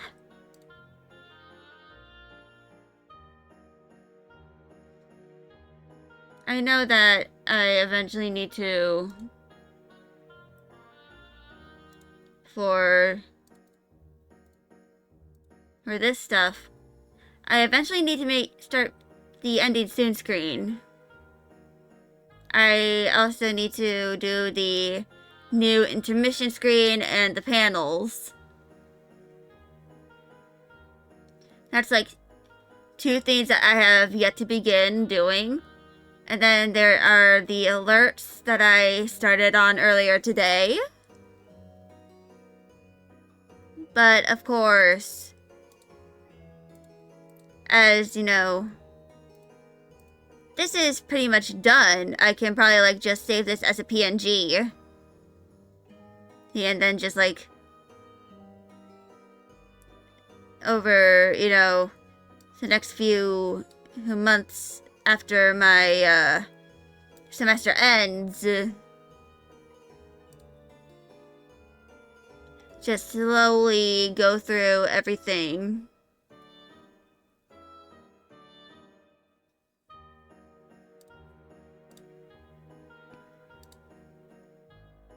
But yeah.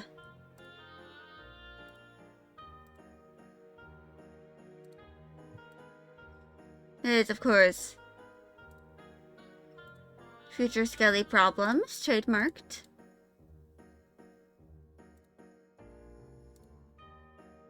But for now, I'm probably going to like briefly type up something.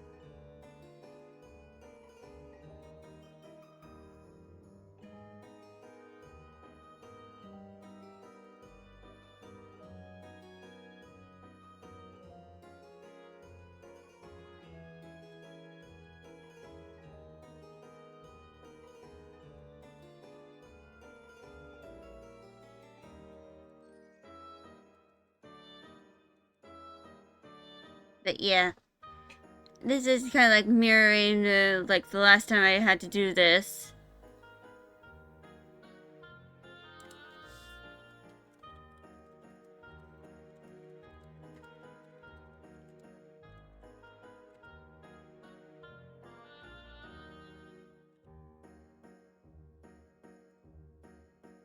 So yeah.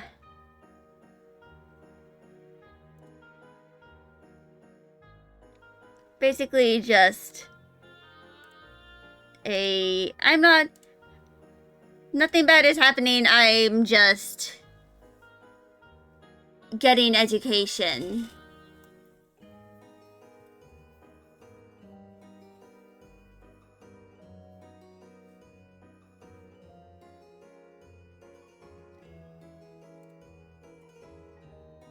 So,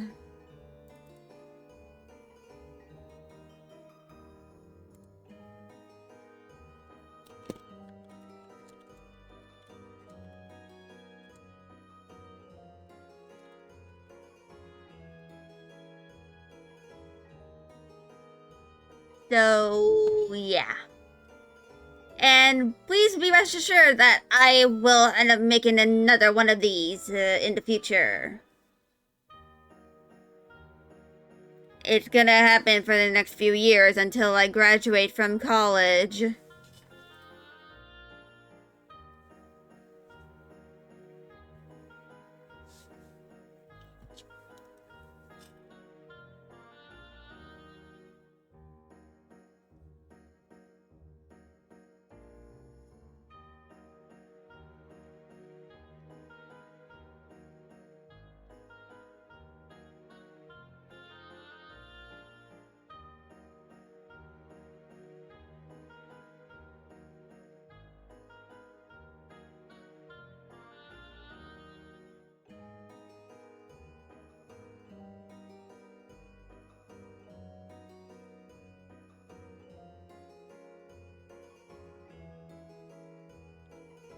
And yes, I am vaguely looking like a vampire in this little sketch.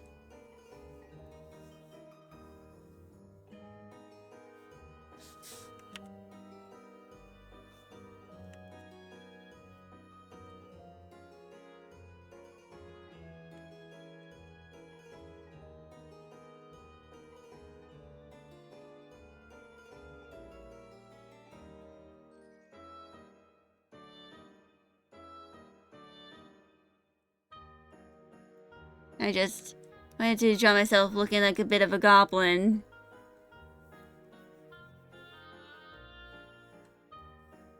You know, for the little hiatus announcement.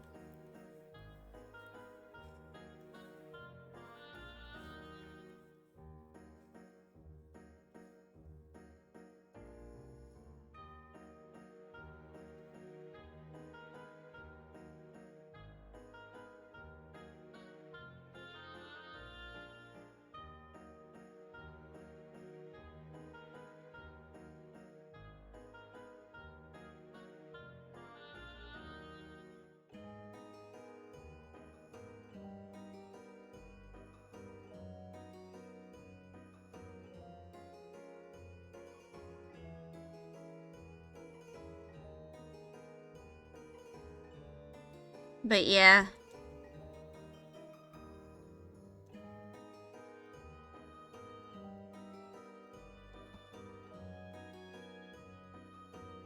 So yeah. I'm kinda like just gonna be a little creature.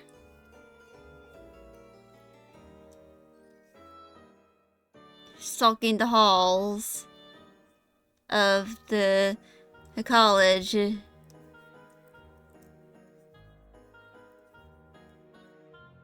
Desperately trying not to fail any of my classes so that I can just transfer to the 4-year where I plan on going to in peace.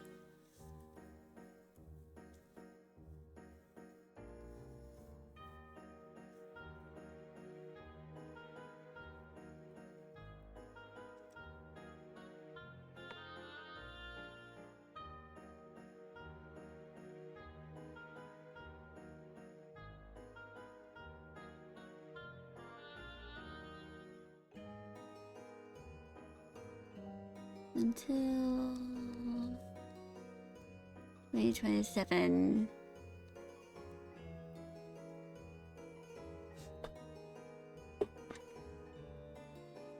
But yeah, it has been the 4 hours, so I am going to end stream now. I'm probably going to work on this little thing, you know, over the weekend and probably after tomorrow's stream. Which tomorrow's stream is going to be Taylor Tales. We'll be completing that. And I'll have to narrate all of it. So, yippee for me. I will make sure to hydrate, but if you think I haven't hydrated in a bit during that stream, just yell out hydrate into the... Just yell hydrate in chat. Just use caps lock hydrate and send it if you think I haven't hydrated in a bit. But yeah, I'll be working on all of this over the weekend. Next week is going to be my last week until my college-induced hiatus. But yeah, I'm gonna be here tomorrow with Taylor Tales. Then I'll be streaming next week. Then I won't really be streaming all that often for the next 10 weeks. Weeks after that. But then, once May arrives, I will rise again like a phoenix.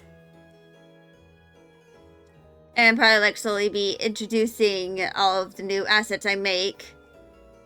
Again, work on. Probably like add some of the emojis that I have finished making into the 7TV extension. And just all that stuff. So, yeah. I'll be here tomorrow at 1 p.m. EST. That is 1300 for those who use the 24-hour clock. And yeah. I'll be seeing y'all tomorrow. Bye, y'all!